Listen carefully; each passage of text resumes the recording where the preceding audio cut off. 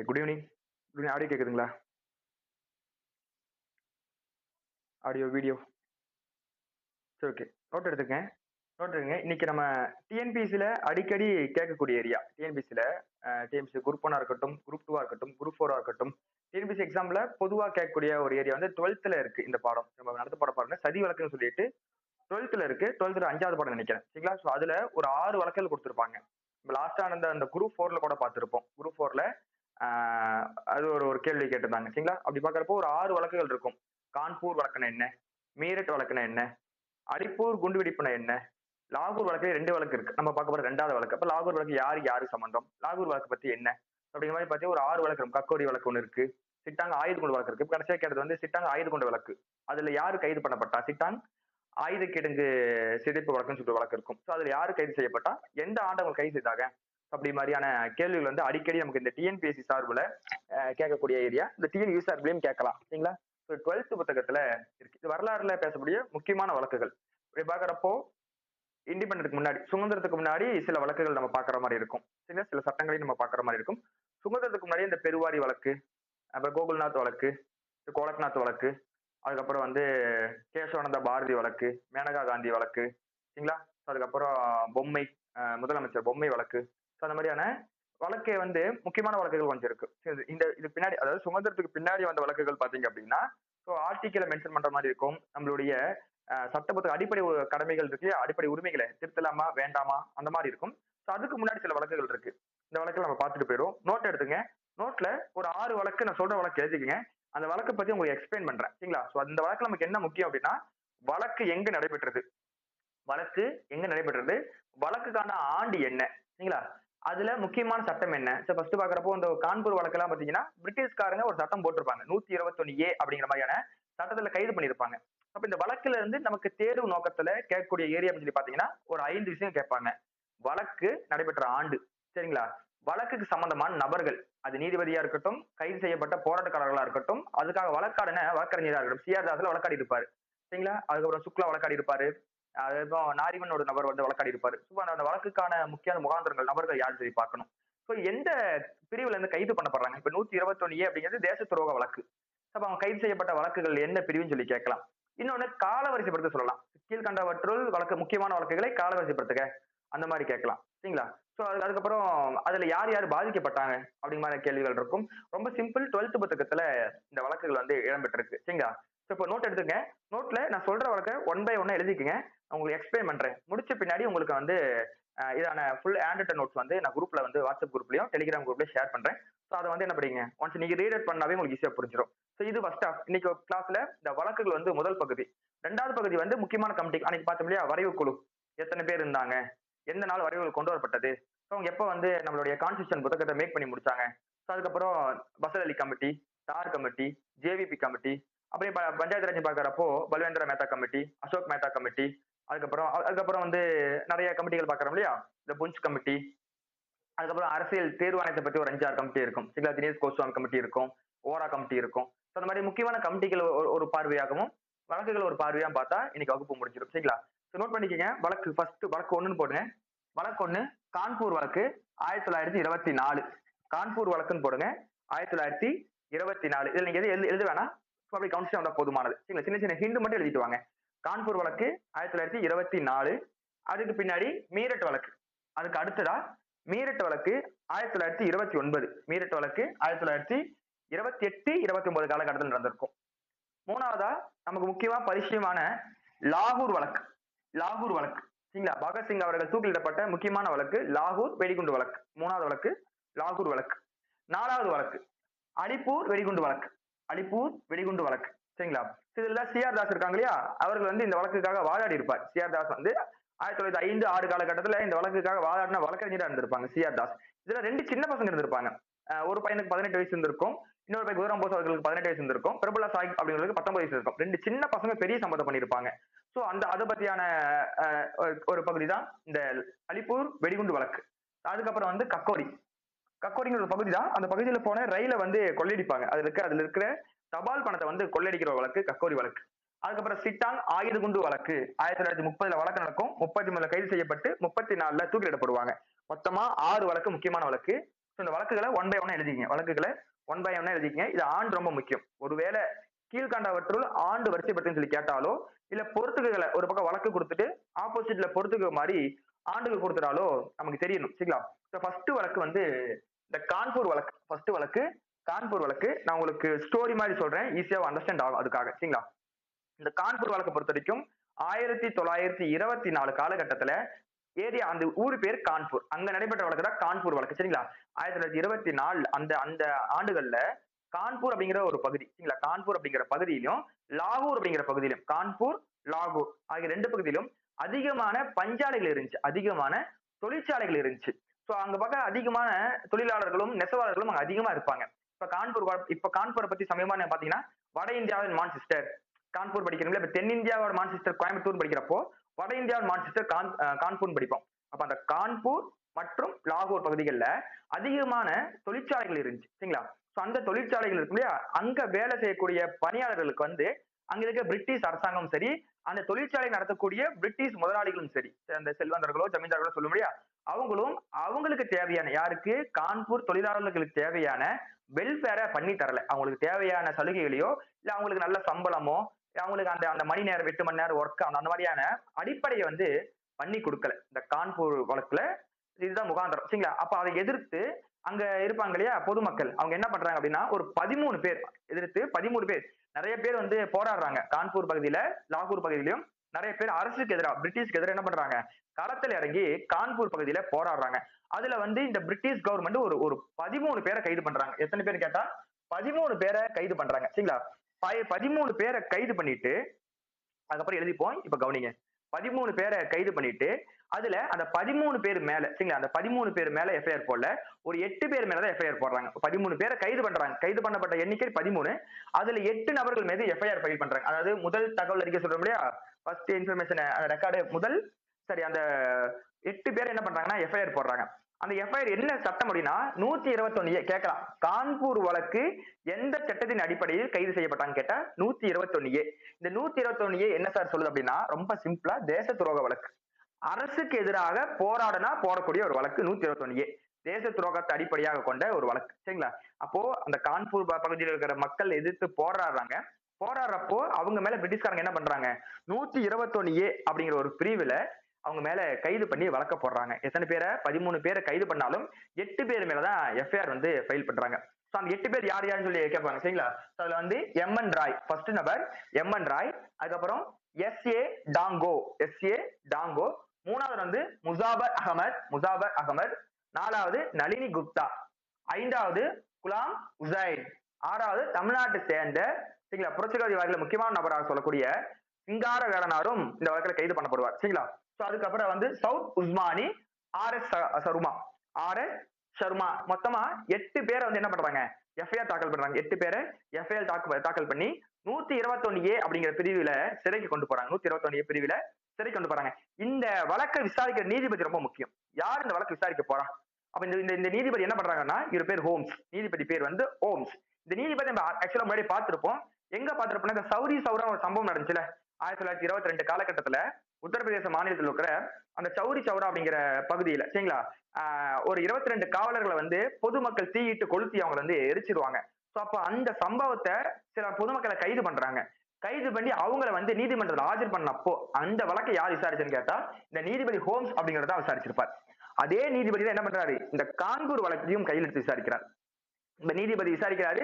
விசாரிச்சு என்ன பண்றாருன்னா 8 பேர் இருக்காங்கல்ல, 8 பேர்ல 4 பேர் வந்து உடல்நிலை சரியில்லை, பல்வேறு காரணங்கள் சொல்லி வெளியே வந்தார். சிங்காரவேலனா வந்து எனக்கு உடம்பு சரியில்லைங்க, சொன்னா என்ன பண்றேன், இந்த வழக்குக்கு எனக்கு சம்பந்தம் இல்லை அப்படிங்கிற மாதிரியான அப்ரூவலா சில பேர் மாறிடுறாங்க.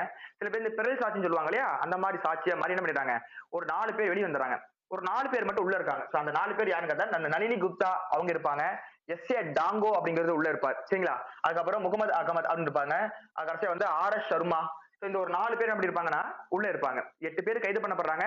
4 பேருக்கு மட்டும்தான் என்ன பண்றாங்கன்னா 4 ஆண்டு சிறை தண்டனை கொடுக்குறாங்க. சரிங்களா? எத்தனை ஆண்டு, 4 ஆண்டு. அப்போ 121 அப்படிங்கிற அடிப்படையில 8 பேரை சிறைக்கு கொண்டு போயிட்டு நீதிபதி ஹோம்ஸ் அப்படிங்கிற ஒரு நபர் என்ன பண்றாரு, விசாரிக்கிறாரு. விசாரிச்சு அதுல வந்து ஒரு 4 பேருக்கு 4 ஆண்டு கடுங்காவல் தண்டனை கொடுக்கிறார். இந்த 4 ஆண்டு கடுங்காவல் தண்டனை கொடுத்து அவங்க 4 பேர் உள்ள போயிட்டாங்க.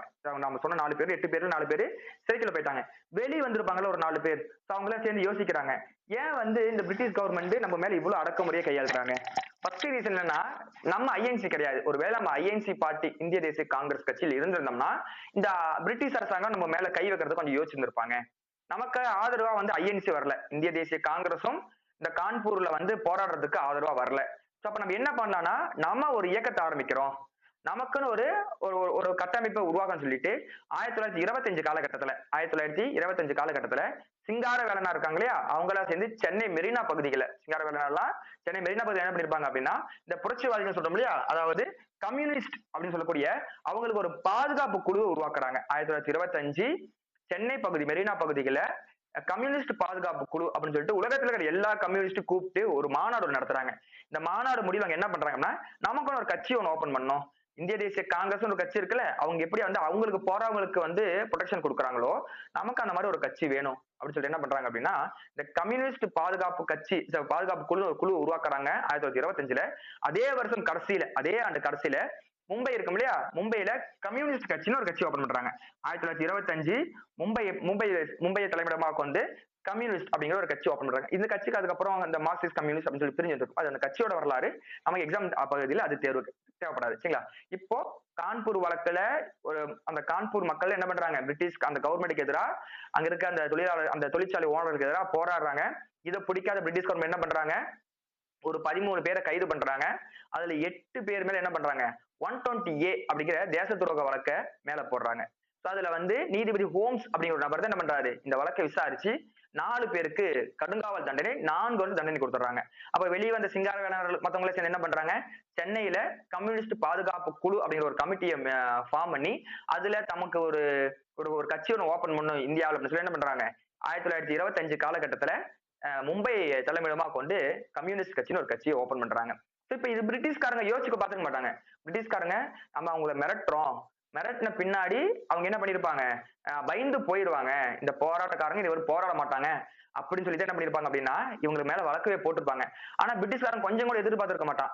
என்னடா நம்ம மிரட்டி ஓடிடுவோம்னு நினைச்சோம், இப்ப புதுசா என்ன பண்ணிருக்கான், ஒரு கட்சியே ஓபன் பண்ணிருக்கான் அப்படின்னு சொல்லிட்டு பிரிட்டிஷ்காரங்க கொஞ்சம் கூட என்ன பண்ணிருக்க மாட்டாங்க, எதிர்பார்த்திருக்க மாட்டாங்க. இப்ப அவங்க எதிர்பார்க்காத சமயத்துல ஒரு கட்சி ஓபன் ஆயிடுச்சு. இப்ப பிரிட்டிஷ்காரன் ஒரு முடிவு வராங்க, வேண்டாம் வேண்டாம் இதுக்கப்புறம் என்ன பண்ணக்கூடாது, இதுக்கப்புறம் நம்ம தலையிடக்கூடாது, இதுக்கப்புறம் தலையிட்டோம்னா இவங்க தனியா ஒரு பிரச்சனை பண்ணிட்டு இருப்பாங்க, யாரு கம்யூனிஸ்ட்காரங்க சேர்ந்து ஒரு பிரச்சனை பண்ணுவாங்க அப்படின்னு சொல்லிட்டு இந்த கான்பூர் வழக்கை இதுக்கப்புறம் அவங்க கொண்டு போக மாட்டாங்க. 4 பேர் சிறையில இருந்து 4 ஆண்டுக்கு அப்புறம் வெளியே வருவாங்க. இதுக்கப்புறம் பிரிட்டிஷ்காரங்க என்ன பண்ண மாட்டாங்க, இந்த கான்பூர் வழக்க வெளியே கொண்டு போக மாட்டாங்க. இதோட கான்பூர் வழக்கு முடிஞ்சு. அப்ப இதுல நமக்கு தெரிஞ்சுக்க வேண்டிய பகுதி அப்படின்னா, கான்பூர் வழக்கு நடைபெற்ற ஆண்டு 1925. எந்த சட்டத்தின் அடிப்படையில் அவங்களை கைது பண்ணாங்க, 121 தேச துரோக வழக்கு. எத்தனை பேரை கைது பண்ணாங்க, 13 பேர். எத்தனை பேர் மேல எஃப்ஐஆர் போட்டாங்க, 8 பேர். 8 பேர் எத்தனை பேர் சிறைக்கு போனாங்க, 4 பேர். அந்த 4 பேர் சிறைக்கு அனுப்பின நீதிபதி பேர் என்ன, நீதிபதி ஹோம்ஸ். இவர் எங்க வந்து முன்னாடி வழக்காடினாரு, சௌரி சௌரா அந்த சம்பவத்துல அவங்களுக்கு அகைன்ஸ்டா பொதுமக்கள் அகைன்ஸ்டா நீதி கொடுத்த நீதி அரசர் தான் இந்த ஹோம்ஸ். எத்தனை பேர் உள்ள அனுப்புறாங்க, 4 பேர்த்து 4 வருஷம் கடுங்காவல் தண்டனை. இதை எடுத்து என்ன ஒரு உருவாகுது அப்படின்னு கேட்டா, இந்திய கம்யூனிஸ்ட் கட்சி 1925 மும்பை தலைமையிடமாக கொண்டு இந்த கட்சி உருவாகுது. இதுதான் ஃபர்ஸ்ட் ஆஃப் சரிங்களா. இதுதான் கான்பூர் வழக்கோட சாராம்சம். நான் பின்னாடி சொல்றேன், நோட்ஸ் எழுதிங்க. ஃபர்ஸ்ட் இதை கேட்டுக்குங்க, அதுக்கப்புறம் ஹிண்ட் எழுதுறப்ப கொஞ்சம் ஈஸியா இருக்கும் சரிங்களா. சோ அதுக்கப்புறம் 2வது வழக்கு வரும். இப்ப கான்பூர் வழக்கு புரிஞ்சிருக்கும், கான்பூர் பகுதியில் நடந்த வழக்கு கான்பூர் வழக்கு. இதுக்கப்புறம் என்ன பண்றாங்க அப்படின்னா அடுத்த வழக்கு வருது, மீரட் வழக்கு 1928-29 1928 1929 காலகட்டத்தில் நடந்திருக்கும் இந்த மீரட் வழக்கு. உங்களுக்கு இப்போ ஒண்ணு புரிஞ்சிருக்குன்னு நினைக்கிறேன். என்னன்னா கான்பூர்ல நடந்தனால இது கான்பூர் வழக்கு, கான்பூர் பகுதியில் நடந்தனால கான்பூர் வழக்கு அப்படின்னு ஒண்ணு பார்த்தோம். அப்ப இந்த மீரட் அப்படிங்கிறது ஒரு பகுதியோட பேரா தான் இருக்கணும். அப்ப அந்த மீரட் பகுதியில் நடந்தது இந்த மீரட் வழக்கு சரிங்களா. அப்ப இது நமக்கு இதுல மாற்று கருத்து இருக்காது. மீரட்ல ஒரு வழக்கு விசாரிக்கிறாங்க, அது பேர் வந்து மீரட் வழக்கு. இந்த வழக்கு எப்படி உருவாச்சு, இந்த மீரட் இப்போ கான்பூர் வழக்குக்கு சொன்னோம், கான்பூர் பகுதியில் வந்து மக்கள் போராடினாங்க, அதை எதிர்த்து கைது பண்ணாங்க, அதனால கான்பூர் வழக்குன்னு பேர் வச்சாங்க. அப்ப இந்த மீரட் வழக்கு சேம் கான்செப்ட் தான். மீரட் வழக்கும் கான்பூர் வழக்கும் அப்படியே தொடர்ச்சியா வரும். மீரட் கான்பூர் வழக்கோட பாகம் 2 அப்படிங்கறதா இதுனா இந்த சாரி கான்பூர் வழக்கோட 2வது பாகம் அப்படின்னு அழைக்கப்படுகிறது இந்த மீரட் வழக்கு. உண்மையே கிடையாது, இந்த மீரட் வழக்கு அப்படிங்கிறது மீரட் மட்டும் கிடையாது, நிறைய பகுதியில கொல்கத்தாவில, மும்பையில, சென்னையில சரிங்களா, நிறைய பகுதியில் என்ன பண்றாங்கன்னா மக்கள் தொழிலாளர்கள் வந்து போராட்டம் ஈடுபடுறாங்க. இந்த கான்பூர் வழக்கு கான்பூர்ல மட்டும் தான் போராடினாங்க. இந்த மீரட் வழக்கை பொறுத்த வரைக்கும் கொல்கத்தாவில போராடுறாங்க, சென்னை திருச்சி இருக்கு இல்லையா, திருச்சி பொன்மலை ரயில்வே அங்க போடுறாங்க. மும்பைல வந்து பருத்தி தொழிலாளர்கள் போராடுறாங்க. சரிங்களா? அப்படி பாக்குறப்போ இந்தியாவில் நிறைய பகுதிகளில் வந்து என்ன பண்றாங்க அப்படின்னா இந்த தொழிலாளர்கள் வந்து போராட ஆரம்பிக்கிறாங்க. இவங்களை வந்து அடக்கணும், இவங்க எல்லாத்தையும் வந்து போராட்டம் பண்ற தொழிலாளர்கள் அடக்கம் சொல்லிட்டு பிரிட்டிஷ் கவர்மெண்ட் என்ன பண்ணுது அப்படின்னா இவங்க மேல ஒரு வழக்க போடுறாங்க. அந்த வழக்கு தான் மீரட் வழக்கு. அப்ப இந்த வழக்கு எங்க நடக்குது? இந்த போராட்டம் இந்தியா முழுக்க நடக்குது. மீரட் வழக்கான போராட்டம் இந்தியா முழுவதும் நடக்குது. ஆனா அந்த வழக்கு எல்லா போராட்டக்காரர்களும் ஒன்றிணைத்து ஒரே ஒரு இடத்துல வழக்கு வந்து நடக்குது. அதுதான் மீரட் வழக்கு. சரிங்களா? 1929 காலகட்டத்துல இந்தியா முழுக்க நடந்த போராட்டத்தை ஒன்றிணைத்து மீரட் பகுதிகளில் பிரிட்டிஷ்காரங்க மீரட் நீதிமன்றத்துல அந்த வழக்கை நடத்துறாங்க.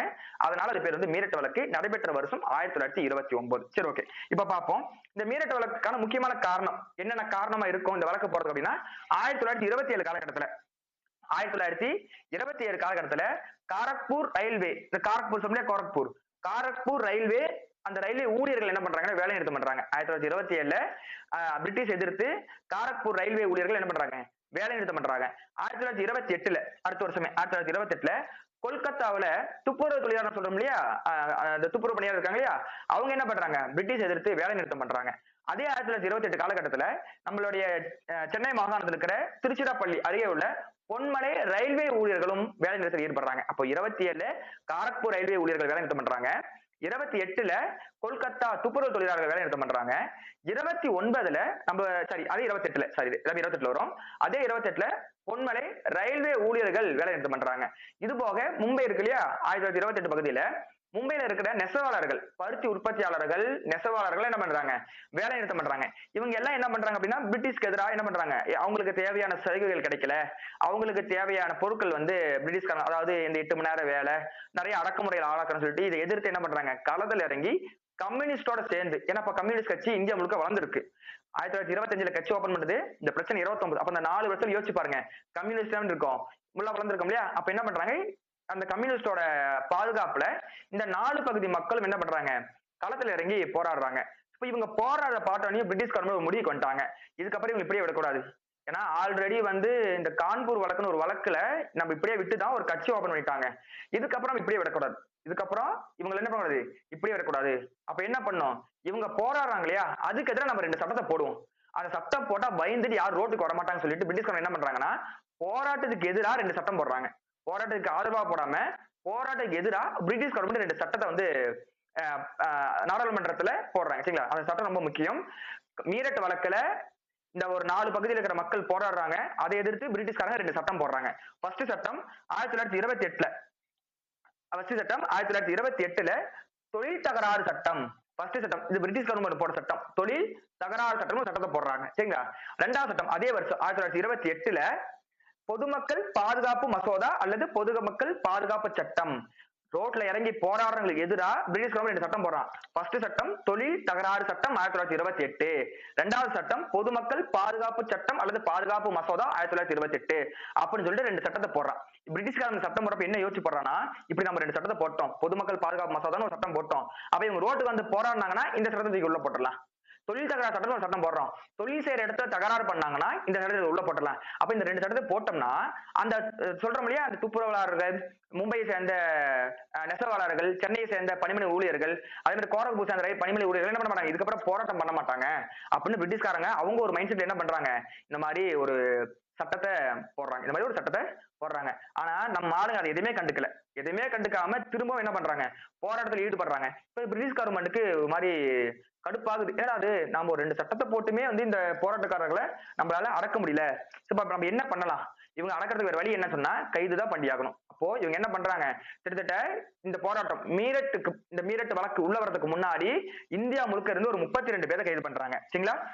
ஃபர்ஸ்ட்ல ஒரு 13 பேரை பார்த்திருப்போம் இல்லையா, இப்போ இந்த வழக்கு 2வது வழக்குல இந்தியா முழுக்க இருந்து கிட்டத்தட்ட ஒரு 32 பேர் பக்கம் கைது பண்றாங்க. இந்தியாவில இருந்து 32 பேரை வந்து கைது பண்ணி அவங்க 32 பேரோட வழக்கையும் மீரட்டுங்கிற நீதிமன்றத்துல விசாரிக்கிறாங்க. அதனாலதான் இது பேர் மீரட் வழக்கு. சரிங்களா?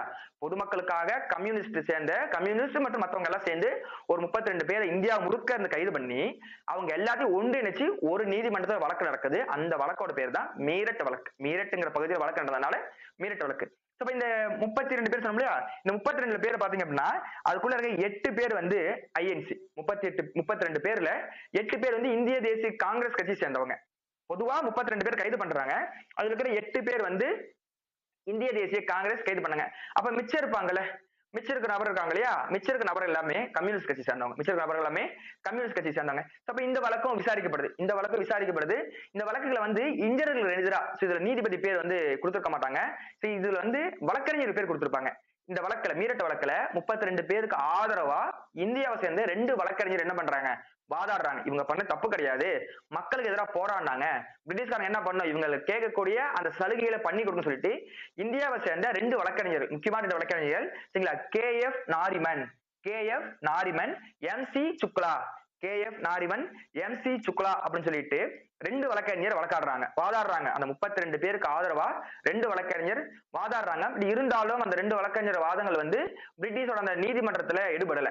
அப்ப பிரிட்டிஷ் என்ன பண்றாங்கன்னா இவங்களுக்கு வந்து சிறை கொடுக்குறாங்க. அதெல்லாம் முடியாதுங்க, நாங்க ரெண்டு சட்டம் போட்டோம், சட்டத்தை எதிர்த்து ரோட்ல வந்து இவங்க என்ன பண்றாங்க, போராட்டம் பண்றாங்க, அதனால நம்ம என்ன பண்ணிக்கலாம், நம்ம கைது பண்ண 32 பேரையும் நாங்க என்ன பண்றோம், விசாரிச்சுட்டு சிறையில போடுறோம் அப்படிங்கிறாங்க. என்ன சட்டத்தை அடிப்படையில் இவங்க சிறையில போடுறாங்கன்னா, கான்பூர்ல பார்த்தோம்ல அதே சட்டம் தான் 121A. இவங்களுக்கும் என்ன சட்டம் பாயுது, 121, அதாவது தேச துரோக வழக்குல தான் இவங்களே கைது பண்றாங்க 32 பேரையும். இதுல அந்த வழக்கு வாதாடுறாங்க. நாரிமனும் சுக்லாவும் என்ன பண்றாங்க, பயங்கரமா வந்து வாதங்கள் நடத்துறாங்க. இந்த வாதத்தோட முடிவுல 27 பேரை குற்றவாளின்னு முடிவு பண்றாங்க. மீரட் வழக்குல எப்படி வந்து இந்த கான்பூர் வழக்குல 4 பேரை குற்றவாளின்னு முடிவு பண்ணாங்களோ அதே மாதிரி இந்த வழக்குல என்ன பண்றாங்க, 5 பேரை விடுதலை பண்ணிட்டாங்க, 27 பேரை வந்து குற்றவாளின்னு முடிவு பண்றாங்க. இப்ப இந்த குற்றவாளிகளுக்கு அப்போதைய அங்க இருக்கிற அந்த நீதிபதி என்ன பண்றாரு அப்படின்னா 8 வருஷம் கடுங்காவல் தண்டனை கொடுக்குறாங்க. சரிங்களா, 8 வருஷம், சரி 4 ஆண்டு, இவங்களுக்கு 4 ஆண்டு தான், 4 ஆண்டு கடுங்காவல் தண்டனை கொடுக்குறாங்க. இந்த கடுங்காவல் தண்டனை எதிர்த்து இந்தியா முழுக்க போராட்டம் நடக்குது. கடுங்காவல் எதெல்லாம் எப்படிங்க கொடுக்க முடியும், கடுங்காவல் தண்டனை கொடுக்காதீங்கன்னு சொல்லிட்டு என்ன பண்றாங்க, இந்தியா முழுக்க அவங்களுடைய சொந்தக்காரங்க இருப்பாங்க இல்லையா, சொந்தக்காரங்க தெரிஞ்சவங்க மற்ற தொழிலாளர்கள் என்ன பண்றாங்க, இந்தியா முழுக்க பயங்கரமான போராட்டம் நடத்துறாங்க. இந்த மீரட் வழக்குல கைது பண்ணப்பட்ட 27 பேர் விடுதலை பண்ணணும் அப்படின்னு சொல்லிட்டு இந்தியா முழுக்க போராட்டம் பண்றாங்க. இந்த போராட்டத்தை அப்போதைய நம்மளுடைய மகாத்மா காந்தி அவர்களும் அப்புறமேட்டு ஜவஹர்லால் நேரு அவர்களும் சிறைக்கு போயிட்டு அந்த 27 போராட்டக்காரர்களும் போய் மீட் பண்ணாங்க. மீட் பண்ணி எப்படி கவலைப்படாதீங்க, உங்களை கண்டிப்பா நாங்க வெளியெடுத்துருவோம், அப்படிலாம் விடமாட்டோம் அப்படின்னு சொல்லிட்டு என்ன பண்றாங்க, நம்மளுடைய காந்தி அவர்களும் நேரு அவர்களும் அந்த 27 போராட்டக்காரர்களை மீரட் சிறையில போயிட்டு பேசிட்டு வந்தாங்க அப்படின்னு ஒரு வரலாறு உண்டு. சரிங்களா, சோ இவங்க போய் டைரக்டா வந்து காந்தியும் நேருவும் சிறையில் இருக்கிற அந்த கைதிகளை, அதாவது நம்மளுடைய நபர்களை போய் பார்த்து 27 பேரை பார்த்து பேசிட்டு வந்தோம் அப்படி செய்தி கேட்டானையும் இந்தியா முழுக்க இன்னும் போராட்ட தீவிரமாயிடுச்சு. காந்தியும் நேர்ல போய் பார்த்துட்டாரு, நேரு அவர்களும் நேர்ல போய் பார்த்துட்டாங்க. சோ அப்ப என்ன பண்ண முடியாது, இந்த போராட்டத்தை கொஞ்சம் தீவிரமா எடுத்துட்டு போனோம், அப்படியே அவங்க விட மாட்டாங்க சொல்லிட்டு இந்தியா முழுக்க அவங்க சொந்தக்காரங்க மத்தவங்க கம்யூனிஸ்ட் கட்சிக்காரங்க ஐஎன்சி கட்சிக்காரங்க, ஐஎன்சி உள்ள இருக்காங்க 8 பேர் ஐஎன்சி. அப்ப ஐஎன்சி இந்திய கம்யூனிஸ்ட் எல்லாம் சேர்ந்து என்ன பண்றாங்க, பயங்கரமா இந்தியா முழுக்க ஒரு போராட்டத்தை 1929 தீவிரப்படுத்துறாங்க. சரிங்களா, போராட்டம் 1929 காலகட்டத்துல தீவிரப்படுத்துறாங்க. சோ அந்த போராட்டத்தின் அடிப்படையில பிரிட்டிஷ்காரங்க கொஞ்சம் பின்னிறங்கி வராங்க. என்ன அப்படின்னா, நாங்க வந்து இந்த 4 ஆண்டு கடுங்காவல் தண்டனை இருக்குல்ல, அதை குறைக்க மாட்டோம், 4 ஆண்டை 0 மாத்த மாட்டோம், ஆனா இந்த கடுங்காவல் தண்டனை சாதாரண தண்டனை மாத்தணும்னு சொல்லிட்டு இவங்களுக்கு கொடுத்த எது, இந்த மீரட் வழக்குல கொடுக்கப்பட்ட தண்டனைய 4 ஆண்டு கடுங்காவல் தண்டனைய சாதாரண தண்டனையா மாத்தி அவங்க 4 வருஷம் உள்ளதான் இருப்பாங்க. எப்படி கான்பூர்ல ஒரு 4 வருஷம் உள்ள இருந்தாங்களோ அதே மாதிரி இந்த மீரட் வழக்கம் என்னது 4 வருஷம் அவங்க உள்ளதா இருப்பாங்க. சோ இது ரொம்ப ஷார்ட்டா பாக்குற மாதிரி தான் 1928 29 காலகட்டத்துல இந்தியா முழுக்க வந்து பணியாளர்கள் வேலை நிறுத்தம் பண்றாங்க. அது 1928 கோரக்பூர் ரயில்வே ஊழியர்கள் வேலை நிறுத்தம் பண்றாங்க. 27 பாத்தீங்க அப்படின்னா பொன்மலை ரயில்வே ஊழியர்கள் போராட்டம் பண்றாங்க. அதுக்கப்புறம் மும்பையை சேர்ந்த தொழிலாளர்கள் வந்து போராட்டம் பண்றாங்க. சரிங்களா, அதுக்கப்புறம் கொல்கத்தாவில் இருக்க துப்புரவு தொழிலாளர்கள் போராட்டம் பண்றாங்க. இவங்க ரோட்ல இறங்கி போராட்டம் பண்றதை பார்த்து பிரிட்டிஷ் கவர்மெண்ட் என்ன பண்றாங்க, 2 சட்டம் போடுறாங்க. 1928 தொழில் தகராறு சட்டம், பொதுமக்கள் பாதுகாப்பு மசோதா அல்ல சட்டம் சொல்லிட்டு 2 சட்டத்தை போட்டு இந்த போராட்டத்தை அடக்க பாக்குறாங்க. இருந்தாலும் இந்த போராட்டம் என்ன பண்றாங்க, ரோட்ல இறங்கி போராட்டம் பண்றாங்க. அப்ப அவங்களை கைது பண்ணி 121A அப்படிங்கிற ஒரு வழக்குல எஃப்ஐஆர் போடுறாங்க. 32 பேர் கைது பண்ணாங்க. இதுல வந்து நாரிமனும் சுக்லா, சரிங்களா, நாரிமனும் சுக்லா அப்படின்னு சொல்லி நம்மளுடைய இந்தியாவை சேர்ந்த 2 வழக்கறிஞர் வாதாடுறி 27 பேர் என்னது அவங்க முடிவு பண்ணிட்டாங்க. 27 பேர் வந்து குற்றவாளி முடிவு பண்ணிட்டாங்க. 5 பேர் நிர்பந்தம் வெளியே விட்டாங்க. அப்ப அந்த 27 பேருக்கும் அந்த நீதிபதி என்ன பண்றாங்க, 4 ஆண்டு கடுங்காவல் தண்டனை சொல்லிட்டு கடுங்காவல் தண்டனை விதிக்கிறார். இதை கேட்டாண்டியும் நேருவும் காந்தியும் மீரட் சிறைக்கே போயிட்டு அந்த 27 பேரையும் சந்திச்சதா ஒரு வரலாறு உண்டு. 32 பேர்த்துல 8 பேர் ஐஎன்சி, கைது பண்ணப்பட்டவங்களையும் ஐஎன்சி உள்ளதுனால காந்தியும் நேரும் நேர்ல போயிட்டு மீட் பண்ணிட்டு வந்தாங்க. இப்ப காந்தியும் நேர்ல போய் பார்த்துட்டு வந்த அந்த காரணத்தால இந்தியா முழுக்க இன்னும் கொஞ்சம் போராட்டம் தீவிரம் அடையுது, அவங்களை வந்து ரிலீஸ் பண்ணும் சொல்லிட்டு. ஆனா பிரிட்டிஷ்காரங்க ரிலீஸ் பண்ணாம அந்த கடுங்காவல் தண்டனையை சாதாரண தண்டனையா மாத்தி முடிச்சிட்டாங்க. இது வந்து மீரட் வழக்கு. எப்படி கான்பூர் வழக்கு தொழிலாளர்கள் போராட்டம் பண்ணாங்களோ அதை தொடர்ந்து ரெண்டாவது வந்த வழக்கு மீரட் வழக்கு. இது கொஞ்சம் கதையே கேளுங்க, நான் நோட்ஸ் கொடுக்குறேன். அப்போ ஒன்லைன் மாதிரி எழுதிக்கலாம். அதுக்கப்புறம் மூணாவது வழக்கு வரலாறு ரொம்ப முக்கியமான வழக்கு இந்த லாகூர் வழக்கு. லாகூர் வழக்கு 1905 6 காலகட்டத்தில் ஒரு வழக்கு இருக்கும். சரிங்களா? இது ரெண்டாவது வழக்கு. முன்னாடி வந்து சீக்கியர்களுக்கு நடந்திருக்கும், அந்த வழக்கு கிடையாது. இப்ப நம்ம பார்க்க போறது இரண்டாவது லாகூர் வழக்கு சொல்லக்கூடிய லாகூர் வழக்கு. நம்ம எல்லாருக்கும் பரிச்சயமான முகம். சரிங்களா? பகத்சிங் அப்படின்னு அவரும் அவர் நண்பர்களுமான சரிங்களா, சுக்தேவ், ராஜகுரு, அப்புறமேட்டு பட்டீஸ்வர் தத், இந்த 4 பேரை மையமாக கொண்ட ஒரு முக்கியமான வழக்கு. இது வரலாறுல இந்த வழக்கு பாத்தீங்க அப்படின்னா ரொம்ப முக்கியமான வழக்கு. ஏன்னா 23 24 வயது ஒரு இளைஞனை சிறையில தள்ளி தூக்கிலிடப்பட்ட ஒரு வழக்கு. சரிங்களா? இந்த லாகூர் வழக்கு. இந்த வழக்கோட ஃபர்ஸ்ட் சாராம்சம் பார்த்துப்போம். ரொம்ப சிம்பிளா 1927 காலகட்டத்துல பிரிட்டிஷ்காரங்களால அனுப்பப்பட்ட ஒரு குழு ஒண்ணு இந்தியா வந்திருக்கும். சைமன் குழு அதுக்கு பேர். சைமன் தலைமையில ஒரு 6 பேர், அதாவது மொத்தமா 7 பேர் வந்திருப்பாங்க. அந்த 7 பேரும் இந்தியா முழுக்க வந்து சுற்றுப்பயணம் மேற்கொண்டு இருக்கும். ஒரு சட்டத்தை ஆராய்றதுக்காக, மாண்டேக சேம்ஸ் போர்டு போட சட்டத்தை ஆராய் பண்றதுக்காக சைமன் குழு இந்தியா வந்திருக்கும். அப்படி வரப்போ இந்தியா முழுக்க போராட்டம் நடக்கும். Go back Simon, go back Simon சொல்லிட்டு இந்தியா முழுக்க போராட்டம் நடந்துட்டு இருக்கும். அந்த போராட்டத்தோட எதிரொலியா பஞ்சாப் பகுதியில போராட்டம் கொஞ்சம் தீவிரமா நடக்கும். பஞ்சாப் பகுதியில போராட்டம் கொஞ்சம் தீவிரமா நடக்கும். அப்ப அந்த போராட்டத்தை முன்னின்று நடத்தினது யாரு சொல்லி கேட்டீங்க அப்படின்னா நம்மளுடைய லாலா லஜபதி ராய். சரிங்களா? தீவிரவாதிகள், முக்கியமான தீவிரவாதி சொல்லி அழைக்கப்படக்கூடிய லாலா லஜபதி ராய் என்ன பண்ணுவாருன்னா 1928 காலகட்டத்துல பஞ்சாப்ல அந்த போராட்டத்தை முன்னின்று நடத்திட்டு இருப்பாரு. இப்ப அந்த பஞ்சாப்ல போராட்டம் பயங்கரமா இருக்கிறத பார்த்துட்டு அப்ப அந்த பஞ்சாப் பகுதிக்கு ஒரு முக்கியமான போலீஸ் அதிகாரி, சொல்ல போனா சூப்பர் மாதிரி வச்சுங்களேன், ஒரு எஸ்பி ரேங்க்ல இருக்கக்கூடிய ஒரு அதிகாரி பேர் ஸ்காட், பேரு ஸ்காட் சொல்லுவாங்க. ஸ்காட் என்ன பண்றாருன்னா அவருக்கு கீழே இருக்கிற ஒரு அதிகாரி, அவர் பேர் சாண்டர்சன். சரிங்களா? எக்ஸாம்பிள் சொல்றேன், இந்த ஸ்காட் அப்படிங்கிறது ஒரு எஸ்பி மாதிரியாகவும் அந்த சாண்டர்சன் அப்படிங்கிறது ஒரு டிஎஸ்பி மாதிரியும் வச்சுக்கலாம். ஸ்காட் என்ன பண்றாருன்னா அவருக்கு கீழே இருக்கிற அந்த அதிகாரி, இந்த அதிகாரி முக்கியமான பேரு சாண்டர்சன். சரிங்களா? சாண்டர்சனை கூப்பிட்டு ஸ்காட் சொல்றாரு, எப்பா உன்னுடைய கண்ட்ரோல் இருக்கிற அந்த பஞ்சாப் பகுதிகளில் இந்த சைமன் குழு எதிர்த்து பயங்கரமா போராட்டம் நடக்குது, இந்த போராட்டத்தை நீ அடக்கணும், போராட்டத்தை என்ன பண்ணணும், அடக்கணும் அப்படின்னு சொல்லிட்டு என்ன பண்றாங்கன்னா இந்த சாண்டர்சனுக்கு வந்து ஸ்காட் வந்து உத்தரவு போடுறாரு. உடனே சாண்டர்சன் என்ன பண்றாரு, தன்னுடைய படைகள்லாம் கூட்டிக்கிட்டு லாலா லஜபதி ராய் போராட்டம் பண்ணிட்டு இருக்காரு இல்லையா, அந்த பகுதியில வந்துட்டு பயங்கரமான தடியடி நடத்துறாங்க. அந்த போராட்டத்துல லாலா லஜபதி ராய் பயங்கரமா வந்து என்ன பண்றாரு, தடியடி விழுகுது. அவரெல்லாம் சாண்டர்சன் பயங்கரமா அடிச்சிடறாரு. அடிச்சோனையும் லாலா லஜபதி ராய்க்கு வந்து என்ன பண்றதுன்னு தெரியல. சோ அவர் நிறைய அடி விழுகிறத பார்த்தோனையும் பகத்சிங் இருக்காங்க இல்லையா, லாலா லஜபதி ராய் கூடவே இருப்பார்.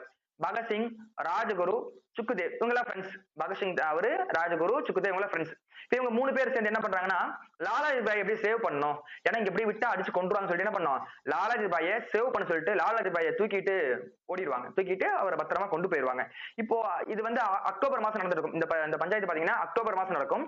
இதுல வந்து நவம்பர் 17ஆம் தேதி, நவம்பர் 17 1928 காலகட்டத்துல, நவம்பர் 17 1928 அப்போ லாலாஜி பாய் வந்து இறந்து போயிடுவார்.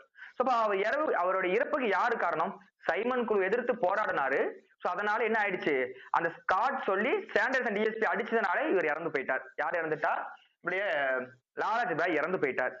இப்போ உடனே என்ன ஆகுது அப்படின்னா சுக்குதேவ், ராஜகுரு, பகத்சிங் 3 பேர் முடிவு பண்றாங்க. என்ன முடிவு பண்றாங்க அப்படின்னா நம்மளுடைய லாலாஜி பாய் இறந்ததுக்கான முக்கியமான ரீசன் இந்த ஸ்காட் தான். ஸ்காட்னாலதான் லாலாஜி பாய் இறந்து போனார். அதனால ஸ்காட்டை சும்மா விடக்கூடாது. ஸ்காட் லாகூர் பகுதியில் இருக்காரு, அவரை சும்மா விடக்கூடாது. அப்ப என்ன பண்ணோம், இந்த ஸ்காட்டை கொண்டுடணும். அவர் என்ன பண்ணோம், துப்பாக்கியோ இல்ல வெடிகுண்டு வீசியோ அந்த ஸ்காட் அந்த அந்த அந்த அந்த அதிகாரியை கொலை பண்ண சொல்லிட்டு இவங்க 3 பேர் ஒரு திட்டம் திட்டுறாங்க. சரிங்களா? இப்ப நம்ம பார்க்க போற வழக்கு பேரே சதி வழக்கு. சரிங்களா? சோ ஒரு திட்டம் தீட்டுறாங்க. சோ இந்த திட்டத்தின் அடிப்படையில லாகூர் போறாங்க. 1928 29 காலகட்டத்துல லாகூர் போறாங்க. சோ இந்த லாகூர் போயிட்டு என்ன பண்றாங்க அப்படின்னா ஸ்காட் மேல வெடிகுண்டு வீசுறதுக்கு எல்லாமே ஆயத்தம் ஆயிடுறாங்க. ஸ்காட் கார்ல வராரு, வெடிகுண்டு வீச போறாங்க. அந்த இடத்துல வந்து ஸ்காட் உள்ள இல்ல, அதுக்குள்ள சாண்டர்சன் தான் உள்ள இருக்காரு.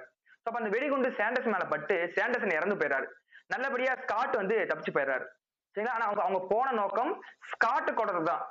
ஸ்காட்னாலதான் வந்து லாலாஜி பாய் இறந்து போனார் அப்படிங்கிற கான்செப்ட் தான் ஸ்காட்டை கொண்டதுக்கு போறாங்க பகத்சிங், ராஜகுரு, சுக்குதேவ். ஆனா ஸ்காட் என்ன ஆயிடுறாரு, ஸ்காட் தப்பிச்சாரு. அன்னைக்கு அவரோட நல்ல நேரம் போல அவரு வரல. ஆனா அதுக்கு பதிலா அந்த சாண்டர்சன் வந்து மாட்டிக்கிட்டாரு. சாண்டர்சனும் அதுல இறந்து போயிடுறாரு. இப்ப இவங்க 3 பேரும் பதறிடுறாங்க. ஐயோ நாம ஒருத்தனை கொல்ல வந்தோம், ஆக்சுவலா செத்து போனது யாரு, வேற ஒரு நபரை சொல்லிட்டு என்ன பண்றாங்கன்னா போயிடுறாங்க. இந்த வழக்கு தேடிட்டே இருக்காங்க. இது ஒரு வழக்கு போடுறாங்க, இதான் லாகூர் வழக்கு. இந்த வழக்கை போட்டு என்ன பண்றாங்க, பகத்சிங், சுக்குதேவ், ராஜகுரு இவங்க 3 பேர்த்தையும் பிரிட்டிஷ் அரசாங்கம் தேடுது. கண்ணு கிடைக்கல. இப்ப திரும்ப என்ன பண்றாங்கன்னா 1929 29ல அப்ப வந்து ஆங்கிலேய சேர்ந்த ஒரு அரசர் இந்தியாவுக்கு வரதா 5ஆம் ஜார்ஜ் நினைக்கிறேன்.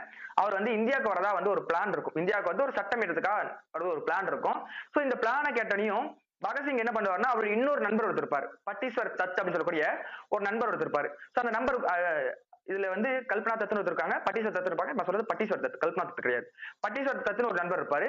அவர் கூட்டிட்டு ஸ்காட் என்ன சாரி நம்மளுடைய பகத்சிங் என்ன பண்ணுவாருன்னா, நாம இப்படியே விட்டோம்னா அந்த அரசர் இங்கிலாந்து சேர்ந்த அந்த அரசர் என்ன பண்ணுவாரு, இந்தியா வந்து அந்த சட்டத்தை வந்து நிறைவேற்றிடுவாங்க, அவங்களுக்கு ஒரு பயத்தை காட்டணும் அப்படின்னு சொல்லிட்டு என்ன பண்றாங்க, நம்மளுடைய பாராளுமன்றம் கட்டப்படும் இல்லையா, பாராளுமன்றம், இந்திய பாராளுமன்றம், அதுக்குள்ள போறாங்க. 1929ல அந்த பாராளுமன்றத்துல பார்வையாளர் மேடை உள்ளுக்குள்ள அந்த பார்வையாளர் அரங்கம் சொல்லுவோம் இல்லையா, மேல கொஞ்சம் வேடிக்கை பார்ப்போம்ல, அந்த பார்வையாளர் மேடையில போயிட்டு அமர்ந்துடுறாங்க. அமர்ந்துட்டு கரெக்டா அந்த அந்த கூட்டம் கூடுறப்ப என்ன பண்றாங்கன்னா ஒரு கையெறி குண்டை வீசுறாங்க. அது வந்து வெடிக்கிற குண்டு கிடையாது, அது புகை குண்டு சொல்லுவோம் இல்லையா, அந்த மாதிரி ஒரு குண்டை வீசி பாராளுமன்றத்து கடத்துக்குள்ள வீசுறாங்க. இதை பார்த்தோன்னே எல்லாரும் பயந்துருச்சு ஓடுறாங்க. அது வெடிச்சிருமோன்னு சொல்லிட்டு என்ன பண்றாங்க, பயந்துருச்சு ஓடுறாங்க. ஆனாலும் என்ன பண்றாங்கன்னா நம்மளுடைய பகத்சிங் தத்து ஓடல. இவங்க 2 பேரும் கைது பண்றாங்க. கைது பண்ணி சிறையில வைக்கிறாங்க. ஆனா இப்ப இவங்க பிரிட்டிஷ் கவர்மெண்ட் என்ன யோசிக்குது அப்படின்னா, இந்த வழக்குல எந்த வழக்குல பாராளுமன்றத்துல வெடிகுண்டு வீசினாங்க இல்லையா, இந்த வழக்குல யாரும் உயிர் இழக்கல. ஏன்னா அவங்க வெடிகுண்டு வீசினது எங்க, ஒரு மூலையில மக்கள் இல்லாத ஒரு பகுதியில என்ன பண்ணாங்க, வெடிகுண்டு வீசினாங்க. அப்போ அந்த அந்த வழக்குகளை என்ன பண்ண முடியாது, தூக்கு தண்டனை எல்லாம் கொடுக்க முடியாது. அப்ப பிரிட்டிஷ் கவர்மெண்ட் யோசிக்கிறாங்க, அப்ப எந்த வழக்குல வந்து இவருக்கு தூக்கு தண்டனை கொடுக்கலாம்னா, அப்பதான் அவருடைய பழைய டேட்டாஸ் எடுத்து தொடர்றாங்க. அப்ப புரட்டி பாக்குறப்போ நீ வந்து முன்னாடி வந்து இந்த சாண்டர்சனை கொன்னையில, அது ஒரு கொலை தானே, அந்த கொலைக்கு ஒரு வழக்கு போறேன்னு சொல்லிட்டு என்ன பண்றாங்க, இந்த லாகூர் வழக்கை அவர் மேல பதியிடுறாங்க. அப்ப இந்த வழக்குல தான் அவர் மேல தீர்ப்பு வருது. இந்த வழக்குல தான் அவர் மேல வந்து பாத்தீங்க அப்படின்னா தீர்ப்பு வரும். 7ஆம் தேதி 10வது மாசம், 7ஆம் தேதி அக்டோபர் மாசம் 1930, 7/10வது மாசம், அது அக்டோபர் மாசம் 1930 காலகட்டத்துல அவருக்கு தூக்கு தண்டனை ஒரு தண்டனை விதிக்கிறாங்க. சரிங்களா, தூக்கு தண்டனையை அவருக்கு வந்து மரண தண்டனை விதிக்கப்படுது. மரண தண்டனை விதிக்கப்பட்டவனையும் இவங்க அந்த லாகூர் சிறையில வந்து அடைக்கிறாங்க. பட்டீஸ்வர் தத்தை மட்டும் வந்து என்ன பண்றாங்க, 1900 மாத்திட்டாங்க. ஏன்னா தத்து தான் முன்னாடி வந்து அந்த கொலைகேஸ்ல உள்ள இல்லையில. அப்ப சுக்குதேவ், ராஜகுரு, பகத்சிங் மட்டும் தான் முன்னாடி நடந்த கொலைகேஸ்ல இருந்திருப்பாங்க. பின்னாடி தானே தத்து வந்து இணைஞ்சிருப்பாரு. தத்து இருக்கிறப்போ கொலைகேஸ் இருந்திருக்கு. ஆனா தத்து மட்டும் என்ன பண்ணிருப்பாங்கன்னா ஆயுள் தண்டனை கொடுத்து உள்ள நிறுத்திருப்பாங்க. ஆனா சுக்குதேவ், ராஜகுரு, பகத்சிங் 3 பேருக்கும் அந்த லாகூர் வழக்குல சாண்டர்சனோட கொலை பண்ண வழக்குல இவங்களுக்கு என்ன கொடுத்திருப்பாங்க அப்படின்னா தூக்கு தண்டனை கொடுத்திருப்பாங்க. இப்போ சிறை தண்டனை தூக்கு தண்டனை கொடுத்தாச்சு. இவங்களுக்கு டேட் சொல்லியாச்சு. சொல்ல போனா 24ஆம் தேதி தூக்கு கொடுத்திருப்பாங்க. 24/4/1931 ஏப்ரல் மாசம் 24ஆம் தேதி தான் அவருக்கு தூக்கு கொடுத்திருப்போம். பிரிட்டிஷ் கவர்மெண்ட் அவருக்கு தூக்கு 24ஆம் தேதி கொடுத்திருப்பாங்க. இப்ப 23ஆம் தேதி காலையில உங்களுக்கு தெரிஞ்சுன்னு நினைக்கிறேன். 23ஆம் தேதி காலையில அவருக்கு தெரிஞ்சிரும்ல, பகத்சிங் தெரிஞ்சிருமா, நாளைக்கு காலையில நமக்கு தூக்கு தெரிஞ்சிரும் இல்லையா. இப்ப அவருடைய வழக்கறிஞர் வந்து பாக்குறாரு, பகத்சிங்கோட வழக்கறிஞர் வந்து பாக்குறாரு, நாளைக்கு காலையில உங்களுக்கு தூக்கு என்ன பண்றது, ஏதாவது வேணுமா சொல்லி கேட்கறப்போ அப்ப வந்து லெனின் இருக்காங்க இல்லையா, ரஷ்யா லெனின். சோ லெனினோட புத்தகத்தை வந்து வாங்கி படிக்கணும்னு சொல்லிட்டு ஆசைப்படுறாரு பகத்சிங். சாகும் தருவாயில கூட விடிஞ்சா தூக்குங்கன்னா அவரோட கான்செப்ட். அப்ப கூட என்ன பண்றாரு, அந்த புத்தகத்தை வாங்கி படிக்கணும் அப்படின்னு அவருக்கு தோணி இருக்கு. அது போல அங்க அந்த கூட்டி பெருக்குவாங்கல்ல, அப்ப ஒரு முஸ்லீம் பெண்மணி தான் வந்து அந்த சிறையை கூட்டி பெருக்கக்கூடிய அந்த துப்புரவு பணியை செஞ்சுட்டு இருக்காங்க. அந்த முஸ்லீம் பெண்மணியை கூப்பிட்டு உங்க கையில எனக்கு கொஞ்சம் உணவு கிடைக்குமா, நான் உங்க கையை கொஞ்சம் சாப்பிடணும்னு ஆசைப்படுறேன். அந்த பெண்மணி அழுதுகிட்டே வீட்டுக்கு போயிடுறாங்க. ஏன்னா காலைல வந்து பகத்சிங் இருக்க மாட்டாங்களா, 24 வயது பையன் காலைல இருக்க மாட்டார் இல்லையா. சோ அவருக்கு வந்து அரிசி உணவு செய்யறதுக்காக அந்த பெண்மணி வீட்டுக்கு, இதெல்லாம் அன்னைக்கு நைட்டு நடந்த ஒரு சம்பவம். ஆனா இவரை பொறுத்த வரைக்கும், பகத்சிங் பொறுத்த வரைக்கும் 24ஆம் தேதி தான் தூக்கு. ஆனா 23ஆம் தேதியே பிரிட்டிஷ் கவர்மெண்ட் லாகூர் சிறையை ரெடி பண்றாங்க. நைட்டு வந்து தூக்குல படம் சொல்லி என்ன பண்றாங்க, லாகூர் சிறையை ரெடி பண்றாங்க. ஏன்னா அது வந்து அடுத்த நாள் காலையில மக்கள் எல்லாம் வந்து என்ன பண்ணிடுவாங்க, ஒருவேளை அன்னைக்கு நைட்டு சிறையை தகர்த்து பகத்சிங் வெளியே கூட்டு போயிட்டா, அப்ப முன்னாடியே தூக்குல படம் சொல்லிட்டு என்ன பண்றாங்க, தூக்கு ரெடியாங்க. அதே மாதிரி ஈவினிங் டைம் வருது, ஈவினிங் ஒரு 5 மணி வருது. இந்த கூட்டி பெருக்கக்கூடிய சொன்னோம் இல்லையா, அந்த துப்புரவு பணியார் அந்த பெண்மணி, முஸ்லீம் பெண்மணி, அவங்க வந்து உணவு ரெடி பண்ணி சிறைக்கு கொண்டு வராங்க, லாகூர் சிறைக்கு கொண்டு வராங்க. அந்த உணவை கூட அந்த ஆங்கிலேயர் உள்ள விடல. கேட்டா இன்னைக்குதான் அவருக்கு தூக்கு, சாயங்காலம் 6-6:30 அவருக்கு தூக்க என்ன பண்ண மாட்டோம், உள்ள அலோவ் பண்ண சொன்னாங்க. அந்த பெண்மணி வெளியே வாசலே உட்காந்து அழுகுறாங்க. இப்போ அவரு தூக்குக்கு போனோம் இல்லையா, அப்போ வந்து அந்த பிரிட்டிஷ் கவர்மெண்ட் அங்க இருக்க சிறை அதிகாரிகளா வந்து அவருடைய அறைக்கு வராங்க. யாரு, பகத்சிங்கோட அறைக்கு வராங்க. அறைக்கு வந்து அவரை கூப்பிடுறாங்க, வா போலாம், இப்பதான் உனக்கு தூக்க பிடிக்கிறாங்க. அப்ப பகத்சிங் கொஞ்சம் கூட கலங்கம் இல்லாம ஒரு வார்த்தை சொல்றாரு. ஒரு புரட்சியாளர் அவரு, நான் ஒரு புரட்சியாளர், லெனினோட புரட்சியாளர், அவர் இந்த லெனின் கூட பேசிட்டு இருக்கேன், புத்தகம் மூலியமா என்ன பண்ணிட்டு இருக்கேன், நாங்க 2 பேரும் பேசிட்டு இருக்கோம், இன்னும் ஒரு அத்தியாயம் மீதம் இருக்கு, கொஞ்சம் வெயிட் பண்ணுங்க, நான் அந்த அத்தியாயத்தை முடிச்சு வந்துடுறேன் அப்படிங்கிறாங்க. அது கூட அவருக்கு டைம் கொடுக்கல அந்த சிறை அதிகாரி, அவர் படிக்கிறது கூட அலோவ் பண்ணல. இப்ப என்ன பண்றாங்கன்னா பகத்சிங் வந்து வெளியே கூட்டு போறாங்க. பகத்சிங்க, சுக்குதேவ், ராஜகுரு 3 பேர் என்ன பண்றாங்க, சிறையில இருந்து அந்த தூக்கு மேடைக்காக அழைச்சிட்டு போறாங்க. இப்ப அந்த சிறை கைதிகள் ஒரே பதட்டம். இந்த சிறை கைதிகள் என்ன பண்றாங்க அப்படின்னா பகத்சிங்கோட சிறை அந்த அவருடைய அறையை நோக்கி எல்லாம் ஓட ஆரம்பிக்கிறாங்க. பகத்சிங் யூஸ் பண்ணிருப்பாரு இல்லையா பேனா, புத்தகம், சீப்பு, அவர் அவர் பயன்படுத்திய பொருட்கள் இருக்கும்ல அதெல்லாம் எடுக்கிறதுக்கு அந்த சிறை கைதிகளுக்கு ஒரு பேர் ஆர்வமா. ஏன்னு கேட்டா அவருடைய வெளியே போயிட்டு இந்த கைதிகள் எல்லாம் எடுத்து வெளியே போயிட்டு அவரோட பையனுக்கோ பேரனுக்கோ காமிக்கலாம் இல்லையா, நான் பகத்சிங்கோட காலத்துல சிறையில் இருந்தேன், என்னுடைய அறைகளுக்கு பக்கத்து அறையில தான் பகத்சிங் வெளியே பேசுறதுக்கு எவ்வளவு பெருமையா இருக்கும். இதுக்கு சிறையில் இருக்கிற அந்த கைதிகளுக்கு சரியான போராட்டம். அது யார் எடுத்துட்டு போறான்னு சொல்லிட்டு அவங்களுக்கும் சண்டை. இதுல சில கருத்துலாம் உண்டு. சீட்டு குலுக்கி போட்டெல்லாம் பகத்சிங் பயன்படுத்துற பொருட்கள் எடுத்துட்டு போனதெல்லாம் வரலாறு உண்டு. இப்ப அதை விட்டுட்டு நம்ம உள்ள வருவோம். இப்ப பகத்சிங்க சிறைக்கு கூட்டு போயிடுறாங்க. கூட்டு போனாலையும் பகத்சிங் வந்து ஒரு நாத்திகன், அவருக்கு வந்து இந்த கடவுள் விருப்பம் கிடையாது. அப்ப பகத்சிங் என்ன சொல்றாரு அப்படின்னா, சிறையோட அந்த சிறை மேடையில தூக்கு மேடையில அவர் நின்றுட்டு இருக்காங்க. பகத்சிங், ராஜகுரு, சுக்தேவ் 3 பேர் நின்றுட்டு இருக்காங்க. அப்ப வந்து அந்த சிறை அதிகாரி கேட்கிறாரு, நீ பயமா இருந்தா வேணும்னா இறைவனை வேண்டிக்கலாம்ல அப்படின்னு சொல்ல, அப்ப பகத்சிங் சொல்றாங்க, என்னோட இத்தனை ஆண்டு காலமா நான் இறைவனே சொல்லிட்டேன், நான் ஒரு நாத்திகனாவே இருந்துட்டேன் சரிங்களா. சோ நான் இப்ப போய் சாகர தருவாயில நான் அதை அப்படியே மறுத்து இவ்வளவு நாள் இருந்து என்னோட கொள்கையை விட்டுட்டு போனா அப்ப இவ்வளவு நாள் என்ன பின்பற்றணும் என்ன சொல்லி கொடுத்தேன், இறக்குறதுன்னு முடிவாயிருச்சு, அதை வேண்டி மட்டும் என்ன நடக்கும்னு சொல்லிட்டு கடைசி வரைக்கும் அவர் இருந்த கொள்கையில மாற்று கருத்து இல்லாம அப்படியே இருந்திருக்காரு. இப்ப அப்படியே ஊரே அமைதியா இருக்கு. அந்த லாகூர் பகுதியில 23ஆம் தேதி 4வது மாசம் 1931 காலகட்டத்துல அந்த நைட்டு ஊரே அமைதியா இருந்திருக்கு. அப்போ பகத்சிங் தூக்குல போடுறப்போ அந்த தூக்கு கயிறு கழுத்துல போட்ட பின்னாடி அவர் கடைசி முழக்கம் சரிங்களா, சர்வாதிகாரம் ஒழுக, இன்குலாப் ஜிந்தாபாத், ஏகாதிபத்தியம் ஒழிக, இன்குலாப் ஜிந்தாபாத், ஏகாதிபத்தியம் ஒழிகன்னு சொல்லி இந்த வார்த்தையை ஒரு 3 முறை உச்சரிக்கிறார். உச்சரிச்ச பின்னாடி இவங்க 3 பேர்த்தையும் என்ன பண்ணிடுறாங்க, இவர் தூக்குல போட்டுறாங்க. இந்த ஒரு உச்சரிச்ச வார்த்தை கிட்டத்தட்ட 2 கிலோமீட்டருக்கு அந்த பக்கம் இருந்த அப்ப ஐஎன்சி அந்த மாநில தலைவர் சொல்லுவாங்க இல்லையா, மாவட்ட தலைவர் சொல்லுவாங்க, அந்த பகுதி தலைவர் அவரோட வீடு வரைக்கும் கிடைச்சான். இப்போ தூக்குல போட்டாச்சு. இப்ப மக்கள் எல்லாம் ஒரே ஆர்ப்பாட்டம் பண்றாங்க. இப்போ பிரிட்டிஷ் என்ன முடிவு பண்ணுது அப்படின்னா, இதுக்கப்புறமும் இந்த பகத்சிங்கோட உடம்பு அப்படியே வெளியே கொடுத்துடக்கூடாது, அப்படி என்ன பண்ணக்கூடாது, வெளியே கொடுத்துடக்கூடாது அப்படி சொல்லிட்டு என்ன பண்றாங்க, அது பக்கத்துல இருக்கிற அந்த சிறைக்கு பக்கத்துல ஒரு நதி இருக்கு. சோ அந்த நதி கரைக்கு எடுத்துட்டு ஓடுறாங்க. யாரு அங்க இருக்க ஊழியர்கள்லாம் சிறை அதிகாரிகள்லாம் எடுத்துட்டு போயிட்டு அந்த உடம்ப வந்து பாதி எரிய பாதி எரியாத நிலையில அப்படி என்ன பண்றாங்க, கொழுந்து தெரிஞ்சிட்டு இருக்கு. இது ஊர் மக்களுக்கு தெரிஞ்சிருச்சு. ஏன்னா அவங்க சீக்கிய முறைப்படி எதுவுமே பண்ணிடக்கூடாதுன்னு சொல்லிட்டு ஆங்கிலேயர் அப்போ வரைக்கும் என்ன பண்றாங்க, பகத்சிங் உடலை வெளியே காட்டல. இப்ப அந்த ஊர் மக்கள் தெரிஞ்சு தன்னுடைய கைகள்ல அவங்களுடைய மக்களோட கைகள்ல ட்ரெஸ் எல்லாம் எடுத்து பிரிச்சு என்ன பண்றாங்க, அவரோட உடம்பெல்லாம் வந்து அணைச்சு கொண்டு போயிட்டு அவங்க முறைப்படி ஒரு ஒரு போராட்ட தியாகிக்கு என்னென்ன பண்ணுமோ அதை பண்ணிதான் என்ன பண்ணிருப்பாங்க, சோ அவரை வந்து கடைசியா அடக்கம் பண்ணிருப்பாங்க. இவரை பத்தி பாக்குற மாதிரி இருந்துச்சு அப்படின்னா எடுத்த கொள்கையை கடைசி வரைக்கும் என்ன பண்ணிருக்காங்க, கையில கொண்டு போயிருக்காங்க. அதே மாதிரி எழுதின புத்தகம் கேட்டே இருப்பாங்க சரிங்களா, நான் ஏன் நாத்திக நானேன் அப்படிங்கிற புத்தகம் நம்மளுடைய பகத்சிங்கோட தான். இவரோட முழக்கம் கேட்பாங்க, இன்குலாப் ஜிந்தாபாத் அப்படிங்கிறது அவர் சாகும் தருவாயில கூட முழங்கிய முழக்கம். இப்ப நம்ம இதுல இந்த வழக்கை பொறுத்த வரைக்கும், லாகூர் வழக்கை பொறுத்த வரைக்கும் லாலாஜி பாய் சைமனுக்கு எதிராக போராடுறாரு. அந்த போராட்டத்தின் விளைவா லாலாஜி ராய சாண்டர்சன் சொல்லக்கூடிய அந்த அதிகாரி கொன்றாரு. சோ அதுக்கு பழிவாங்க விதமா நம்மளுடைய பகத்சிங், ராஜகுரு, சுக்தேவ் 3 பேர் என்ன பண்றாங்க, போயிட்டு சண்டை பண்றாங்க. சோ அதுல அந்த ஸ்காட் அப்படிங்கிற ஒரு நபரை கொலை பண்றதுக்கு போறாங்க. பட் ஆனா சாண்டர்சன் நபர் தான் இறந்து போயிறாரு. இது அவங்க மேல ஒரு ஒரு வழக்கு பதியப்படுது. கொஞ்ச நாள் போகுது. 1929 காலகட்டத்துல நம்மளுடைய நாடாளுமன்றத்துல ஒரு ஒரு புகை கொண்டு வீசுறாங்க. சோ இந்த வழக்குல தத்து அப்படிங்கிற ஒரு நபரும் பகத்சிங் கைது பண்றாங்க. பட் இந்த வழக்குல வந்துட்டு தூக்கு தண்டனை கொடுக்க முடியாது. அதனால பழைய வழக்கு லாகூர் வழக்கு இணைச்சு தூக்கு கொடுத்து 23ஆம் தேதி 4வது மாசம் 1931 காலகட்டத்துல பகத்சிங்க தூக்கிலிட்டுறாங்க. இது வந்து லாகூர் வழக்கோட முடிவு சரிங்களா. அதுக்கப்புறம் அலிப்பூர் வழக்கு. அலிப்பூர் வழக்கு இப்ப உங்களுக்கு இது புரிய வரைக்கும் உங்களுக்கு என்ன புரிஞ்சிருக்கும் அப்படின்னா, அந்த வழக்கு நடக்கிற ஊரோட பேர் தான் அந்த வழக்கோட பேராவே இருக்கும். கான்பூர்ல வழக்கு நடந்தது கான்பூர் வழக்கு, மீரட்ட வழக்கு நடந்தது மீரட் வழக்கு, லாகூர்ல வழக்கு நடந்தது லாகூர் வழக்கு. அப்ப இந்த அலிப்பூர் பொறுத்தவரைக்கும் என்ன, அலிப்பூர்ல வழக்கு நடந்திருக்கு, அதனால அது பேர் அலிப்பூர் வழக்கு சரிங்களா. இந்த வழக்கு 1905 1906 காலகட்டத்துல நடந்திருக்கும்.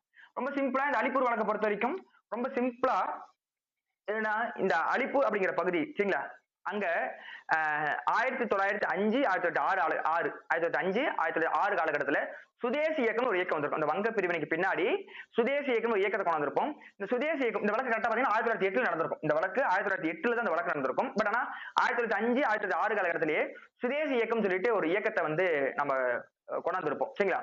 இந்த சுதேசி இயக்கத்துல நிறைய மக்கள் வந்து போராடி இருப்பாங்க. சோ அவங்கள பிரிட்டிஷ்காரங்க கைது பண்றாங்க. சுதேசி இயக்கத்துக்கு போராடின மக்களை பிரிட்டிஷ்காரங்க கைது பண்றாங்க சரிங்களா. இந்த கைது பண்ண மக்களை வந்து இந்த அலிப்பூர் அப்படிங்கிற பகுதிக்கு கொண்டு போயிட்டு என்ன பண்றாங்க அப்படின்னா, சிறையில அந்த வழக்கு நடக்குது. அந்த வழக்குல ஒரு நீதிபதி வந்து நீதி கொடுக்குறாரு. நீதி அரசர், பிரிட்டிஷை சேர்ந்த நீதி அரசர், அவர் பேர் வந்து டக்ளஸ் கிங்ஸ்போர்ட். நீதிபதி பேர் வந்து டக்ளஸ் கிங்ஸ்போர்ட். இது முன்னாடி பார்த்த நீதிபதி வந்து ஹோம்ஸ். இந்த வழக்குல அலிப்பூர் வழக்குல பார்க்கப்பட்ட நீதிபதி வந்து டக்ளஸ் கிங்ஸ்போர்ட் அப்படிங்கிற ஒரு நீதிபதி என்ன பண்றாரு அப்படின்னா, அங்க இருக்க அந்த ஆண் பெண்களுக்கு வந்து பயங்கரமான தீர்ப்புகள் கொடுக்குறாரு. பயங்கரமான அவங்க உடல் ரீதியா கஷ்டப்படுற மாதிரியான தீர்ப்புகளை கொடுக்குறாரு. பெண்களுக்கு எதிராக வன்கொடுமையான தீர்ப்புகள் எல்லாம் கூட இந்த நீதிபதி கொடுத்தா ஒரு வரலாறு உண்டு. டக்ளஸ் கிங்ஸ்போர்ட் என்ன பண்றாங்க, சுதேசி இயக்கத்துக்கு போராடின ஆண் பெண் இந்தியர்களுக்கு என்ன பண்றாங்க, கொஞ்சம் கொடூரமான தீர்ப்புகள் எல்லாம் கொடுத்து தண்டனை கொடுக்குறாரு. இதை எதிர்த்து என்ன பண்ணா அங்க இருக்கிற ஒரு இயக்கம் ஒரு 2 சின்ன பசங்களை குதிராம் போஸ், அதுக்கப்புறம் பிரபுல்லா சாஹிப் சொல்லக்கூடிய 2 சிறுவர்கள். ஒரு பையனுக்கு குதிராம் போஸ்க்குலாம் 18 வயசு, பிரபுல்லா சாஹிப் அப்படிங்கிற பையனுக்கு 19 வயசு. இவங்க 2 பேரையும் தயார்படுத்துறாங்க. எதுக்காக? அந்த டக்ளஸ் கிங்ஸ்போர்ட் அப்படிங்கிற அந்த நீதிபதியை கொலை பண்ணணும். ஏன்னா அவங்க வந்து இந்தியர்கள் பெண்களுக்கு, இந்திய ஆண்களுக்கு ரொம்ப கடுமையான தண்டனை கொடுத்தாரு. அப்ப அவங்க என்ன பண்ணணும்? அவரை கொல்லணும் அப்படிங்கறதுக்காக ஒரு 2 சின்ன பசங்களை அந்த பகுதியை சேர்ந்த ஒரு இயக்கம், சரிங்களா, அவங்க ரெடி பண்றாங்க. ரெடி பண்ணி 2 பேரையும் அனுப்பிச்சு விடுறாங்க. நீ போயிட்டு அந்த டக்ளஸ் கிங்ஸ்போர்ட கொண்டு சொல்லிட்டு குதிராம்போஸ் அப்படின்னு சொல்லக்கூடிய 18 வயது நிரம்பிய அந்த ஒரு இளைஞனும் 19 வயசு நிரம்பிய பிரபுல்லா சாஹிப் அப்படிங்கக்கூடிய இளைஞனும் என்ன பண்றாங்க? 2 பேரும் கிளம்பி போறாங்க. கிளம்பி போயிட்டு அந்த கரெக்டா அந்த அலிப்பூர் பகுதியில அவரோட கார் வருது. யாரு? நீதிபதி டக்ளஸ் கிங்ஸ்போட கார் வருது. சோ அந்த கார்ல இருந்து ஒரு குண்டு வீச போறாங்க. வெளிய இருந்து அந்த கார் மேல ஒரு குண்டு வீச போறாங்க. கார் கதவு ஓபன் பண்ணிட்டு ஒரு நபர் வெளியே வராரு. இந்த பசங்க 2 பேர் இருக்காங்க இல்லையா, 18 வயசு 19 வயசு குதிரம் போஸ் பிரபலா சாகிப்போம். அந்த 2 பசங்க என்ன பண்றாங்க அப்படின்னா, அந்த வெளியே வரக்கூடிய நபர் தான் வந்து நம்ம கொல்ல வேண்டிய நபர் சொல்லிட்டு என்ன பண்றாங்கன்னா ஒரு குண்டு எடுத்து வீசுறாங்க. ஆக்சுவலா அந்த வெளியே வந்து யாருன்னு சொல்லி கேட்டீங்கன்னா, அந்த நீதிபதியோட உதவியாளர். அந்த நீதிபதிக்கு 2 பெண் உதவியாளர் இருப்பாங்க. அதுல ஒரு பெண் உதவியாளர் கார் கதவு ஓபன் பண்ணி வெளியே வருவாங்க. சோ அவங்க மேல என்ன பண்ணிருப்பாங்க, இந்த 2 சின்ன பசங்களும் வெடிகுண்டு வீசிடுவாங்க. இந்த வழக்குல அந்த பெண்மணி இறந்து போயிருவாங்க. யாரு? டக்ளஸ் கிங்ஸ்போர்டோட உதவியாளரான அந்த பெண்மணி இறந்து போயிருவாங்க. Douglas Kingsford தப்பிச்சிருவாரு. தப்பிச்சோன்னு என்ன பண்ணுவாங்க, இந்த 2 பசங்களை பிடிச்சிருவாங்க. 2 சின்ன பசங்களையும் பிடிச்சிருவாங்க. பிடிச்சி சிறையில போட்டுருவாங்க. சிறையில போட்டோன்னே இந்த வழக்கு நடக்கும். சிறையில போட்டோனையும் இந்த வழக்கு நடந்துட்டு இருக்கும். இந்த வழக்குல பாத்தீங்க அப்படின்னா சிஆர் தாஸ் அப்படிங்கக்கூடிய சித்தரஞ்சன் தாஸ் பின்னாடி பார்த்தோம்னா 1923 காலகட்டத்துல சுயராஜ்ய கட்சி அப்படிங்கிற கட்சி ஓபன் பண்ணியிருப்பாரு. 1922 ஐஎன்சி மாநாடு இவர் தான். சரிங்களா, சிஆர் தாஸ் தான் மாநாடு தலைவராக இருந்திருப்பாரு. சோ அந்த சித்தரஞ்சன் தாஸ் இவர் என்ன பண்றாருன்னா, இவர் தான் வழக்கறிஞர். இந்த வழக்குக்கு வாதாடக்கூடிய வழக்கறிஞர். அலிப்பூர் குண்டு வழக்குக்கு வாதாடிய வழக்கறிஞர்னு கேட்டா சிஆர் தாஸ் என அழைக்கக்கூடிய சித்தரஞ்சன் தாஸ் என்ன பண்ணிருப்பாங்க, வாதாடுறாங்க. இதுல வந்து அந்த குதிராம் போஸுக்கும் பிரபுலா சாஹிப்பும் பண்ணது தப்பு அப்படின்னு சொல்லி என்ன பண்றாங்க அப்படின்னா அவங்களுக்கு நீதி வழங்குறாங்க, தீர்ப்பு கொடுக்குறாங்க. சிறையில் இருக்கிறாங்க, தீர்ப்பு கொடுக்குறாங்க. இந்த தீர்ப்புல 2 பேருக்குமே தூக்கு தண்டனை. 2 பேருக்குமே தூக்கு தண்டனை கொடுக்க போகுது. குதிராம் போஸுக்கும் தூக்கு தண்டனை தான், பிரபுலா சாஹிப்பும் தூக்கு தண்டனை தான். இந்த தூக்கு தண்டனை கேட்டோன்னே பிரபுலா சாஹிப் இருப்பாருல, அவரே தூக்கு போட்டுப்பாரு. சிறையில அவரே என்ன பண்ணிப்பாரு, தூக்கு போட்டு இறந்து போயிருவாரு. அந்த கடைசி வரைக்கும் இந்த 18 வயசு பையன் இருக்காங்களே அந்த குதிராம் போஸ், அவர் தனி ஒருத்தரா நின்று அந்த தூக்கு ஏத்துப்பாரு. சரிங்களா? அப்ப இந்த வழக்கு பொறுத்த வரைக்கும், அலிப்பூர் வழக்கு பொறுத்த வரைக்கும் 1908 சுதேசி இயக்கத்துக்கு போராடி இவங்களுக்கு தீர்ப்பு வழங்குறாங்க ஒரு நீதிபதி. அவர் ஒரு டக்ளஸ் கிங்ஸ்போர்ட். அந்த நீதிபதி வழங்கின தீர்ப்பு முரண்பாடா இருக்கு, அவர் ரொம்ப கடுமையா நடந்துகிட்டாங்கிறதுக்காக அந்த இயக்கம், உள்ளூரை சேர்ந்த ஒரு இயக்கம் என்ன பண்ணுது, 2 சிறார்கள் அனுப்பிச்சு அவரை கொலை பண்ண சொல்றாங்க. ஒரு சிறார் பேர் வந்து குதிராம் போஸ், இன்னொரு சிறார் பேர் வந்து பிரபுலா சாஹிப். இவங்க 2 பேர் சேர்ந்து அந்த நீதிபதி டக்ளஸ் கிங்ஸ்போர்ட் மேல வெடிகுண்டு வீசுறாங்க. அந்த வெடிகுண்டுல தப்பிச்சு போயிடுறாரு. அப்ப அந்த வழக்குல கைது பண்றாங்க. சில கைது பண்ணி சிறையில் அடிக்கிறாங்க. இவங்க 2 பேருக்கு ஆதரவா வாதாடின வழக்கறிஞர் பேர் வந்து சிஆர் தாஸ். அவங்க வாதாடி முடிச்ச பின்னாடியும் இவங்களுக்கு 2 பேருக்கு தூக்கு தண்டனை கொடுத்துறாங்க. அதுல பிரபுல்லா சாஹிப்ங்கிற 19 வயது இளைஞர் என்ன பண்றாருன்னா தனக்கு தானே தூக்கு வச்சு இறந்து போயிடுறாரு. அதுக்கப்புறம் இந்த 18 வயதான பிரபுல்லா சாஹிப் சொல்றமே, சாரி குதிராம் போஸ் சொல்றோம் இல்லையா, அவர் வந்து நின்று அந்த தூக்கை ஏத்துக்கிறாரு, அவரு இறந்து போயிறாரு. இதுதான் அந்த அலிப்பூர் வழக்கோட சாராம்சம். சரிங்களா? இப்ப நம்ம பார்த்த வரைக்கும் 4 வழக்கு பார்த்திருப்போம். ஃபர்ஸ்ட் ஒன்னு கான்பூர் வழக்கு 1925 காலகட்டத்துல, 24 25 காலகட்டத்துல. ரெண்டாவது வந்து மீரட் வழக்கு 1928 29 காலகட்டத்துல. மூணாவது லாகூர் வழக்கு 1928. நாலாவது அலிப்பூர் வழக்கு 1908. சரிங்களா? இப்போ 4 வழக்கு பார்த்திருப்போம். இதுக்கப்புறம் கக்கோரி ரயில் கொள்ளை வழக்கு, கக்கோரி ரயில் கொள்ளை வழக்கு அப்படின்னு சொல்லிட்டு இது ஒரு முக்கியமான வழக்கு. இப்ப நம்ம பார்த்ததெல்லாம் வந்து கொலை பண்ணியிருப்பாங்க இல்ல ஒரு போராட்டம் நடத்திருப்பாங்க. இந்த கக்கோரி வழக்கு அப்படிங்கிறது கக்கோரி பகுதியில நடைபெற்ற ஒரு வழக்கு. ஒரு ரயில் சரிங்களா, ரயில் வந்து இந்த கக்கோரிக்கு வருது. அந்த கக்கோரிக்கு ஒரு இடம், அந்த இடத்துக்கு ரயில் வருது. இந்த வரக்கூடிய ரயில பாதியிலே நிறுத்தி இந்துஸ்தான் குடியரசு சங்கம், நல்லா புரிஞ்சுக்கணும், இயக்கத்தோட பேரு இந்துஸ்தான் குடியரசு சங்கம் அப்படிங்கக்கூடிய ஒரு சங்கம். இது ஒரு புரட்சிகர சங்கம். சரிங்களா? இந்த சங்கம் என்ன பண்றாங்க அப்படின்னா, அந்த ரயில் இருக்குல்ல, அந்த ரயில நிறுத்துறாங்க. ஏன் நிறுத்துறாங்க, ஒரு கான்செப்ட், ஒரு ஸ்டோரி ஒன்று இருக்கு. இவங்க வந்து இந்த இந்துஸ்தான் குடியரசு சங்கம் அப்படிங்கிறது ஒரு புரட்சிகர தேசியவாதிய சங்கம். சரிங்களா? களத்துல நின்று போராடக்கூடிய, நேரடியா களத்துக்கு போய் சண்டை போடக்கூடிய ஒரு புரட்சிகர சங்கம் தான் இந்த இந்துஸ்தான் குடியரசு சங்கம். ஏன் இந்த பேர் திரும்ப திரும்ப சொல்றோம்னா, பின்னாடியே இந்துஸ்தான் குடியரசு ராணுவம் ஒண்ணு வரும். நம்ம சொல்றது இந்துஸ்தான் குடியரசு சங்கம். சரிங்களா? இந்த சங்கம் என்ன பண்ணுது அப்படின்னா, இவங்க போராடுறதுக்கு காசு இல்ல, பொருள் வாங்குறதுக்கோ, புரட்சிக்கு வந்து ஆயுதங்கள் வாங்குறதுக்கோ, இவங்களுக்கு தேவையான பொருட்களை வாங்குறதுக்கோ என்ன பண்ண முடியல, இந்த சங்கத்துல காசு இல்ல. அப்ப இவங்க யோசிக்கிறாங்க, நம்ம எப்படி வந்து அமௌண்ட்டை வந்து கலெக்ட் பண்றது, நம்ம அமௌண்ட் கலெக்ட் பண்றதுக்கு ஏதாவது வழி இருக்கா அப்படின்னு சொல்லி யோசிக்கிறாங்க. அப்படி யோசிக்கிறப்பதான் என்ன முடிவு போறாங்க அப்படின்னா, இந்த கக்கோரிங்கிற பகுதியில ஒரு ரயில் ஒண்ணு வருது. அந்த ரயில்ல இந்தியாவோட தபால் பணம் இருக்கும் இல்லையா, தபால் பணம் அதுல வந்து நிறைய இருக்கு. அப்ப அந்த பணத்தை நம்ம கொள்ளையடிச்சா நமக்கு தேவையானதை என்ன பண்ணிக்கலாம், பூர்த்தி பண்ணிக்கலாம் சொல்லிட்டு என்ன பண்றாங்க, வர ரயில மறிக்கிறாங்க. கிட்டத்தட்ட ஒரு 250 பேர் வந்து இந்த இந்த இந்த வழக்குல வந்து சம்மந்தப்பட்டிருக்காங்க. 250 பேர் சம்மந்தப்பட்டிருப்பாங்க. சோ இது இந்த ரயில மறிச்சு என்ன பண்றாங்க அப்படின்னா, அங்க இருக்க அந்த பணத்தை எடுத்துக்கிட்டு இந்துஸ்தான் குடியரசு சங்கம் ஜம்ப் ஆகி வெளியே ஓடிடுது. இப்ப இத ஒரு வழக்கா ஃப்ரேம் பண்றாங்க. சரிங்களா? இது ஒரு வழக்கா 1925 காலகட்டத்துல இது ஒரு வழக்கா என்ன பண்றாங்கன்னா பதிவு பண்றாங்க. அதனால இது பேர் வந்து கக்கோரி ரயில் கொள்ளை வழக்கு. நீங்க முன்னாடி பார்த்தா சதி வழக்கு, இது வந்து ரயில் கொள்ளை வழக்கு. சோ இப்ப இதுல ஒரு கிட்டத்தட்ட ஒரு 250 பேர் வந்து என்ன பண்றாங்க, விசாரிக்கப்படுறாங்க. 250 பேரை பிரிட்டிஷ் கவர்மெண்ட் விசாரிக்குது. அதுல 40 பேரை கன்ஃபார்ம் பண்றாங்க. இந்த 40 பேர் இருக்கான்னு சொல்லிட்டு என்ன பண்றாங்கன்னா 40 பேர் மேல என்ன பண்றாங்க, கைது பண்றாங்க. 40 பேரை கைது பண்ணி சிறைக்கு கொண்டு போறாங்க. 250 பேர் விசாரிச்சாங்க. So அதுல 2 பேர் தான் வந்து உறுதி பண்ணிட்டாங்க. இந்த இயக்கத்துக்கு முக்கியமான நபர்கள் 2 பேர். சரிங்களா? ராம் பிரசாத் பிஸ்மித், ரோகன் சிங். ராம் பிரசாத் பிஸ்மித், ரோகன் சிங் அப்படிங்கிற இந்த 2 பேர் தான் இந்த ரயில் கொள்ளை வழக்குக்கு வந்து முக்கிய காரணம். இந்த ரயில் கொள்ளை வழக்கு நடத்துறதுக்கான அந்த மூளையே செயல்படுறது யாருன்னு கேட்டீங்கன்னா, இந்துஸ்தான் குடியரசு சங்கத்தை சேர்ந்த ராம் பிரசாத் பிஸ்மித்தும் ரோகன் சிங் தான் என்னது இதுக்கு முக்கிய காரணம் சொல்லிட்டு என்ன பண்றாங்க, அவங்க 2 பேர்த்தையுமே சிறைக்கு கொண்டு போறாங்க. இவங்க 2 பேருமே தூக்கு தண்டனை கொடுக்குறாங்க. சரிங்களா? அப்ப கக்கோரிங்கிற ஒரு பகுதிக்கு ஒரு ரயில் வருது. அதுல கொஞ்சம் இந்தியாவை சேர்ந்த தபால் துறை பணம் இருக்கு. இந்த இந்துஸ்தான் குடியரசு சங்கம் சொல்லக்கூடிய அந்த புரட்சிகர தேசியவாதி சங்கத்துக்கு போராடுறதுக்கு காசு இல்ல. அப்ப அந்த சங்கத்தை சேர்ந்த ஒரு 250 பேர் என்ன பண்றாங்க, அந்த ரயிலை மறிக்கிறாங்க. அதுல இருந்து பணத்தை கொள்ளையடிக்கிறாங்க. அந்த விஷயம் கேட்டு 1925 வழக்கு பதிவு பண்ணப்படுது. அதுல 250 பேர் விசாரிக்கப்படுறாங்க. 40 பேரை குற்றம் சாட்டப்பட்டு கைது பண்ணப்படுறாங்க.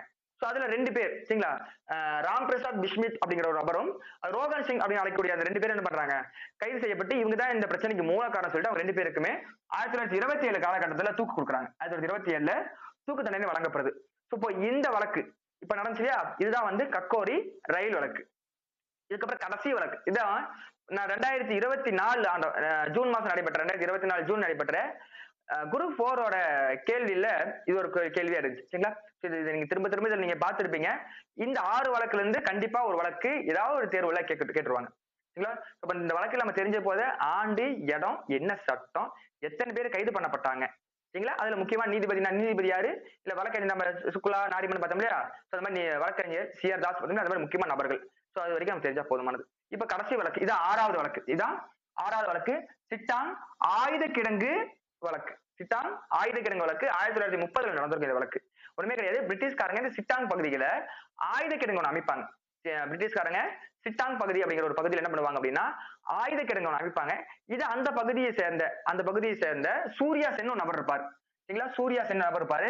இவர் வந்து இந்துஸ்தான் குடியரசு ராணுவம் அப்படின்னு ஒரு அமைப்பு வச்சிருப்பாரு. இந்த சூர்யா சென் என்ன பண்ணிருப்பாரு, இந்துஸ்தான் குடியரசு ராணுவம் அப்படின்னு ஒரு அமைப்பு வச்சிருப்பாரு. இவர் அமைப்பு வச்சிருக்க அதே பகுதி கொஞ்சம் தொலைவிலேயே பிரிட்டிஷ்காரங்க என்ன பண்றாங்கன்னா அந்த சிட்டாங் அப்படிங்கக்கூடிய இடத்துல ஒரு ஆயுத கிடங்கு அமைக்கிறாங்க. ஆயுத கிடங்கு தெரியும் இல்லையா, இந்த டேங்கர்ஸ், அதுக்கப்புறம் அந்த வெடிமருந்து கிடங்கு, வெடி பொருட்கள், அந்த மாதிரியான ராணுவ தளவாடங்கள் சொல்லக்கூடிய அந்த ராணுவ தேவையான பொருட்களை வச்சு என்ன பண்றாங்க, ஒரு பஞ்சாயத்து ஒண்ணு வைக்கிறாங்க. சோ என்ன பண்றாங்க, ஒரு கிடங்கு அமைக்கிறாங்க. இதே அங்க இருக்க அந்த பகுதியை சேர்ந்த இந்துஸ்தான் குடியரசு ராணுவம், முன்னாடி பார்த்தது சங்கம், இப்ப பாக்குறது இது இந்திய குடியரசு சங்கம். இந்திய குடியரசு சங்கம் அப்படிங்கிற ஒரு சங்கத்தை நிறுவனம் யாருன்னு கேட்டா சூர்யா சென். சூர்யா சென் என்ன பண்றாருன்னா, நம்ம முன்னாடி பார்த்திருப்போம், மராத்தியர்களை பார்த்திருப்போம், கொரில்லா முறை அப்படின்னு சொல்லிட்டு ஒரு போரை பார்த்திருப்போம், மறைஞ்சு போய் தாக்குறது. அதே கொரில்லா பாணியில கேட்கலாம், எந்த பாணியில் தாக்கப்படுதுன்னா கொரில்லா பாணியில என்ன பண்றாங்க, அந்த சிட்டாங் ஆயுத கிடங்க வந்து இந்த சூர்யா சென் அவருடைய டீம் சேர்ந்து என்ன பண்றாங்க, அழிக்கிறாங்க. சரிங்களா? 1930 காலகட்டத்துல அங்க இருக்க அந்த சிட்டாங் ஆயுத கிடங்க சூர்யா சென்னோட தலைமையில இந்திய குடியரசு ராணுவ அந்த அமைப்பில் என்ன பண்றாங்கன்னா அழிக்கிறாங்க. சோ இது ஒரு வழக்கு ஃபைல் பண்றாங்க பிரிட்டிஷ்காரங்க. இது ஒரு வழக்கா ஃபைல் பண்ணி 1934 வரைக்கும் இந்த வழக்கு நடக்குது. 31 கைது பண்ணப்படுவார் தலைவர் சூர்யா சென். 34 வரைக்கும் இந்த வழக்கு என்ன பண்றாங்க அப்படின்னா வழக்கு நடந்துட்டே இருக்கும். 30 வரைக்கும் இந்த வழக்கு நடந்துட்டே இருக்கும். இதுல 1933 வந்து அவருக்கு தூக்கு கொடுக்குறாங்க, தண்டனை கொடுக்குறாங்க. 1930 சரி 1933 சூர்யா சென்னுக்கு வந்து தண்டனை உறுதி செய்யப்படுது. ஆமா, நான் சூர்யா சென் பண்ண தப்பு தான், ஏன்னா ஆயுத கிடங்கு அழிச்சிருக்காரு இல்லையா, அப்ப அவங்க என்ன பண்றோம், தூக்கு கொடுன்னு சொல்லிட்டு சூர்யா சென்னுக்கு தூக்கு கொடுக்குறாங்க. இது 12ஆம் தேதி 1வது மாசம், ஜனவரி 12 இந்த மாசம் தான், 12/1/1934 அடுத்த வருஷம் பிறந்துச்சு. 33 கடைசியில அவருக்கு தூக்கு கொடுக்குறாங்க. 34 அவருக்கு என்ன பண்றாங்க, தூக்கு தண்டனை நிறைவேற்றப்படுறாங்க. அப்ப சூர்யா சென் அப்படிங்கிறது யாருன்னு கேட்டா இந்திய குடியரசு ராணுவம் என்ற அமைப்பை வைத்திருந்தவர். அவர் எதுக்கு தூக்குல போறான்னு சொல்லி கேட்டா, பிரிட்டிஷை சேர்ந்த சிட்டாங் பகுதியில் அமைக்கப்பட்ட ஆயுத கிடங்க கொரில்லா பாணி முறையில மறைஞ்சு போய் என்ன பண்றாரு, அதை அழிச்சிடுறாரு. அதனால 1930 அவர் கைது செய்யப்பட்டு 33 வரைக்கும் சிறையில் இருக்காரு. 33 அவருக்கு தண்டனை வழங்கப்படுது. என்ன தண்டனை, தூக்கு தண்டனை வந்து அறிவிக்கப்படுது. 12ஆம் தேதி 1வது மாசம் 1934 தண்டனை வந்து கொடுக்கப்பட்டு இவர் என்ன பண்றாரு, தூக்கில் ஏற்றப்படுறாரு. சரிங்களா?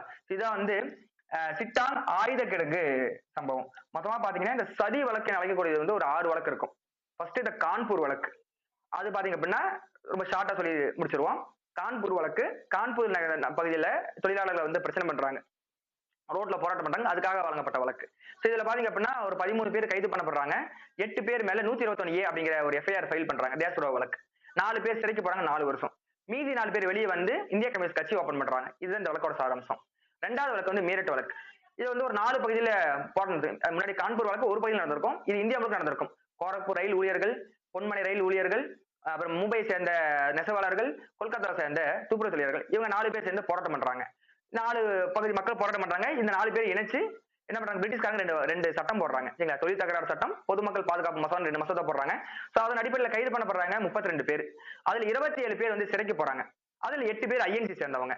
சோ அவங்களுக்கு என்ன பண்றாங்க, நீதிபதி ஹோம்ஸ் அப்படிங்கிற என்ன பண்றாரு அப்படின்னா, சரி இதுல வந்து இந்த சுக்லாவும் நாரிமன் அப்படிங்கிற வந்து வழக்காடி இருப்பாங்க. சோ இதுல வந்து பெருசா உங்களுக்கு தீர்ப்பு எப்படி வந்திருக்கு அப்படின்னா 4 வருஷம் கருங்காவல் தண்டனை வந்திருக்கும். இந்த கருங்காவல் தண்டனை எதிர்த்து காந்தியும் நேரும் சிறைக்கு போய் பார்த்திருப்பாங்க. இருந்தாலும் தண்டனை குறைக்கப்படாது, நீக்கப்படாது, குறைக்கப்பட்டிருக்கும். 4 வருஷம் கருங்காவல் தண்டனையை 4 ஆண்டா மாற்றிருப்பாங்க. இது வந்து மீரட் வழக்கோட சாராம்சம். கான்பூர் வழக்கு பொறுத்த எடுத்து வந்து லாகூர் வழக்கை பொறுத்த வரைக்கும் நம்மளுடைய பகத்சிங் அவர்கள் வந்து லாலாஜி பாய் வந்து அடிச்சு கொண்டுருவாங்க. சைமன் குழுவுக்காக லாலாஜி பாய் வந்து அடிபட்டு இறந்துருவாரு. அதை பழிவாங்கிறதுக்காக சாண்டர்ஸ் மேல ஒரு குண்டை போட்டு அது மூலியமா கைது செய்யப்பட்டு 1931 காலகட்டத்தில் 1931 23ஆம் தேதி 4வது மாசம் அவர் தூக்கில போட்டுருவாங்க. இது லாகூர் 2வது வழக்கு. லாகூர் 2 வழக்கு இருக்கும், முன்னாடி சீக்கியர்கள் நடந்திருக்கும், நம்ம படிக்கிற 2வது வழக்கு. அதுக்கப்புறம் அலிப்பூர் வழக்கை பொறுத்த வரைக்கும் சுதேச இயக்கத்துக்கு வந்து போராடின நம்மளுடைய இந்தியர்களுக்கு டக்ளஸ் கிங்ஸ்பர்க் நீதிபதி என்ன பண்ணிருப்பாருன்னா தீர்ப்பை வந்து ரொம்ப கடுமையான முறையில் கொடுத்திருப்பாரு. இதை எதிர்த்து 2 பசங்க அவரை போய் கொண்டிருப்பாங்க, பிரபலா சாஹிப்பும் குதிரம் போஸும் அவரை கொண்டிருப்பாங்க. சோ அது அவர் கொண்டிருக்க மாட்டாங்க, அவர் கொலை பண்ண போயிருப்பாங்க, அவருடைய உதவியாளர் பெண்மணி இறந்து போயிருப்பாங்க. அதுக்காக ஒரு வழக்கு போட்டு இவங்க 2 பேரும் தூக்கில போட்டிருப்பாங்க. அதுல வந்து அந்த குதிரம் போஸ் தான் தூக்கில இருப்பாரு, பிரபலா சாஹிப் வந்து அவருக்கு அவரே தூக்கு வச்சிருப்பாரு. இது வந்து அலிப்பூர் வழக்கு சரிங்களா. அதுக்கப்புறம் பாத்தீங்கன்னா இந்த கக்கோரி வழக்கு 1925. இதுவரை இந்துஸ்தான் குடியரசு சங்கம் அப்படிங்கிற ஒரு புரட்சிகர அமைப்புக்கு பணம் இல்ல, இந்தியாவை சேர்ந்த தபால் பணம் வந்து ஒரு ரயில்ல போயிட்டு இருக்கு, அது ஒரு 250 பேர் கொள்ளையடிக்கிறாங்க. இந்த வழக்கு வந்து கக்கோரிங்கிற பகுதியை பதியப்பட்டு 1925 விசாரிக்கப்பட்டு அதில் 40 பேர் வந்து குற்றவாளி முடிவு பண்ணப்படுது. 2 பேர் என்ன பண்றாங்க, கைது பண்றாங்க. சரி, 2 பேர் பாத்தீங்கன்னா ராம் பிரசாத்தும் ரோகன் சிங் என்ன பண்றாங்க, தூக்கிலிடப்படுறாங்க. இது வந்து கக்கோரி வழக்கு 1925. இது போக சிட்டாங் ஆயுத குண்ட வழக்கு 1930. அந்த பகுதி சிட்டாங் பகுதியில பிரிட்டிஷ்காரங்க ஒரு ஆயுத கிடங்கு ஒண்ணு நிறுவுறாங்க. இது அந்த பகுதியை சேர்ந்த இந்திய குடியரசு சங்கம், இந்திய குடியரசு ராணுவம் அப்படிங்கிற ஒரு அமைப்பை சேர்ந்த சூர்யா சென்கிற நபர் கொரில்லா முறை அது மறைஞ்சு போய் என்ன பண்றாங்க, அந்த ஆயுத கிடங்கு என்ன பண்றாங்கன்னா அழிச்சு ஒடிச்சிடுறாரு. இதை தொடர்ந்து அவர் மேல வந்து வழக்கு பதியப்பட்டு 1933 தூக்கு தண்டனை வழங்கப்பட்டு தூக்கு தண்டனை அறிவிப்பு கொடுக்கப்பட்டு 34 ஜனவரி மாசம் 1ஆம் தேதி ஜனவரி மாசம் 12ஆம் தேதி 12/1/1934 அப்போ சூர்யா சென் தூக்குல போடுறாங்க. சோ இது வந்து சதி வழக்கு. முக்கியமான வழக்குகள்ல நம்ம பார்க்கக்கூடியது 12th புத்தகத்துல இருக்கு. 12th புத்தகத்துல 5வது பாடம் நினைக்கிறேன், 12th ஹிஸ்டரியில 5வது பாடம் சதி வழக்குன்னு ஒரு டாபிக் இருக்கு.